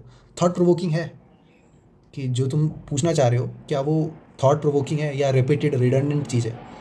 आइडियलिस्टिक है, ठीक है, या क्वांटेबल है, कोटेबल आई मीन कोट करे जा सकता है जो तुमने बोला है कि अगर तुम्हारा नाम राहुल है, एज राहुल आस्ट, तो हम उसको कोट कर रहे हैं कि राहुल ने जो पूछा उसी के आगे मैं कुछ पूछना चाहता हूँ। अंडरस्टैंडेबल है, क्या वो ईजी लैंग्वेज में लिखा हुआ है, क्या वो समझने लायक है। एसेंशियल था क्या, जो तुम्हारा लिखना है हुआ जो ऑनलाइन तुम कम्युनिकेट करना चाह रहे हो क्या वो एसेंशियल है। ट्रस्ट वर्दी, तुम पे भरोसा करा जा सकता है, ऐसा तो नहीं है कि गाइज मेरा अकाउंट हैक हो गया है। ट्रू होना चाहिए, ऐसे मेड अप चीज़ें नहीं होनी चाहिए, वो फैक्ट होने चाहिए या तुम उस पर खड़े उतरो। एग्जैक्टली वट इंटेंडेड, ये ज़रूरी है क्योंकि लोगों को कुछ और परसीव कर लेते हैं। तुम बोलोगे कि मेरे से अच्छा कोई क्लास में लिख नहीं सकता या नंबर नहीं ला सकता, तो ये बहुत ही लोगों को बोलेगा कि बाकी लोग बाहर आएंगे कि ऐसा क्यों बोल रहा है। मैं एक अच्छा स्टूडेंट हूँ, तो ये एक स्टेटमेंट हो गई। अगर तुम सच में अच्छे होगे तो ये ट्रुथ भी है ना। तो एक तरह का बोलने का तरीका जो है वो लोगों को किस तरह परसीव करा जाता है, ये सब हमारे ऑनलाइन एटिकेट्स में आता है। तो पोलाइट रहना है, ऑफेंसिव नहीं होना, रिस्पेक्टफुल रहना है, प्रोफेशनल रहना है, यही पूरा का पूरा गेम है।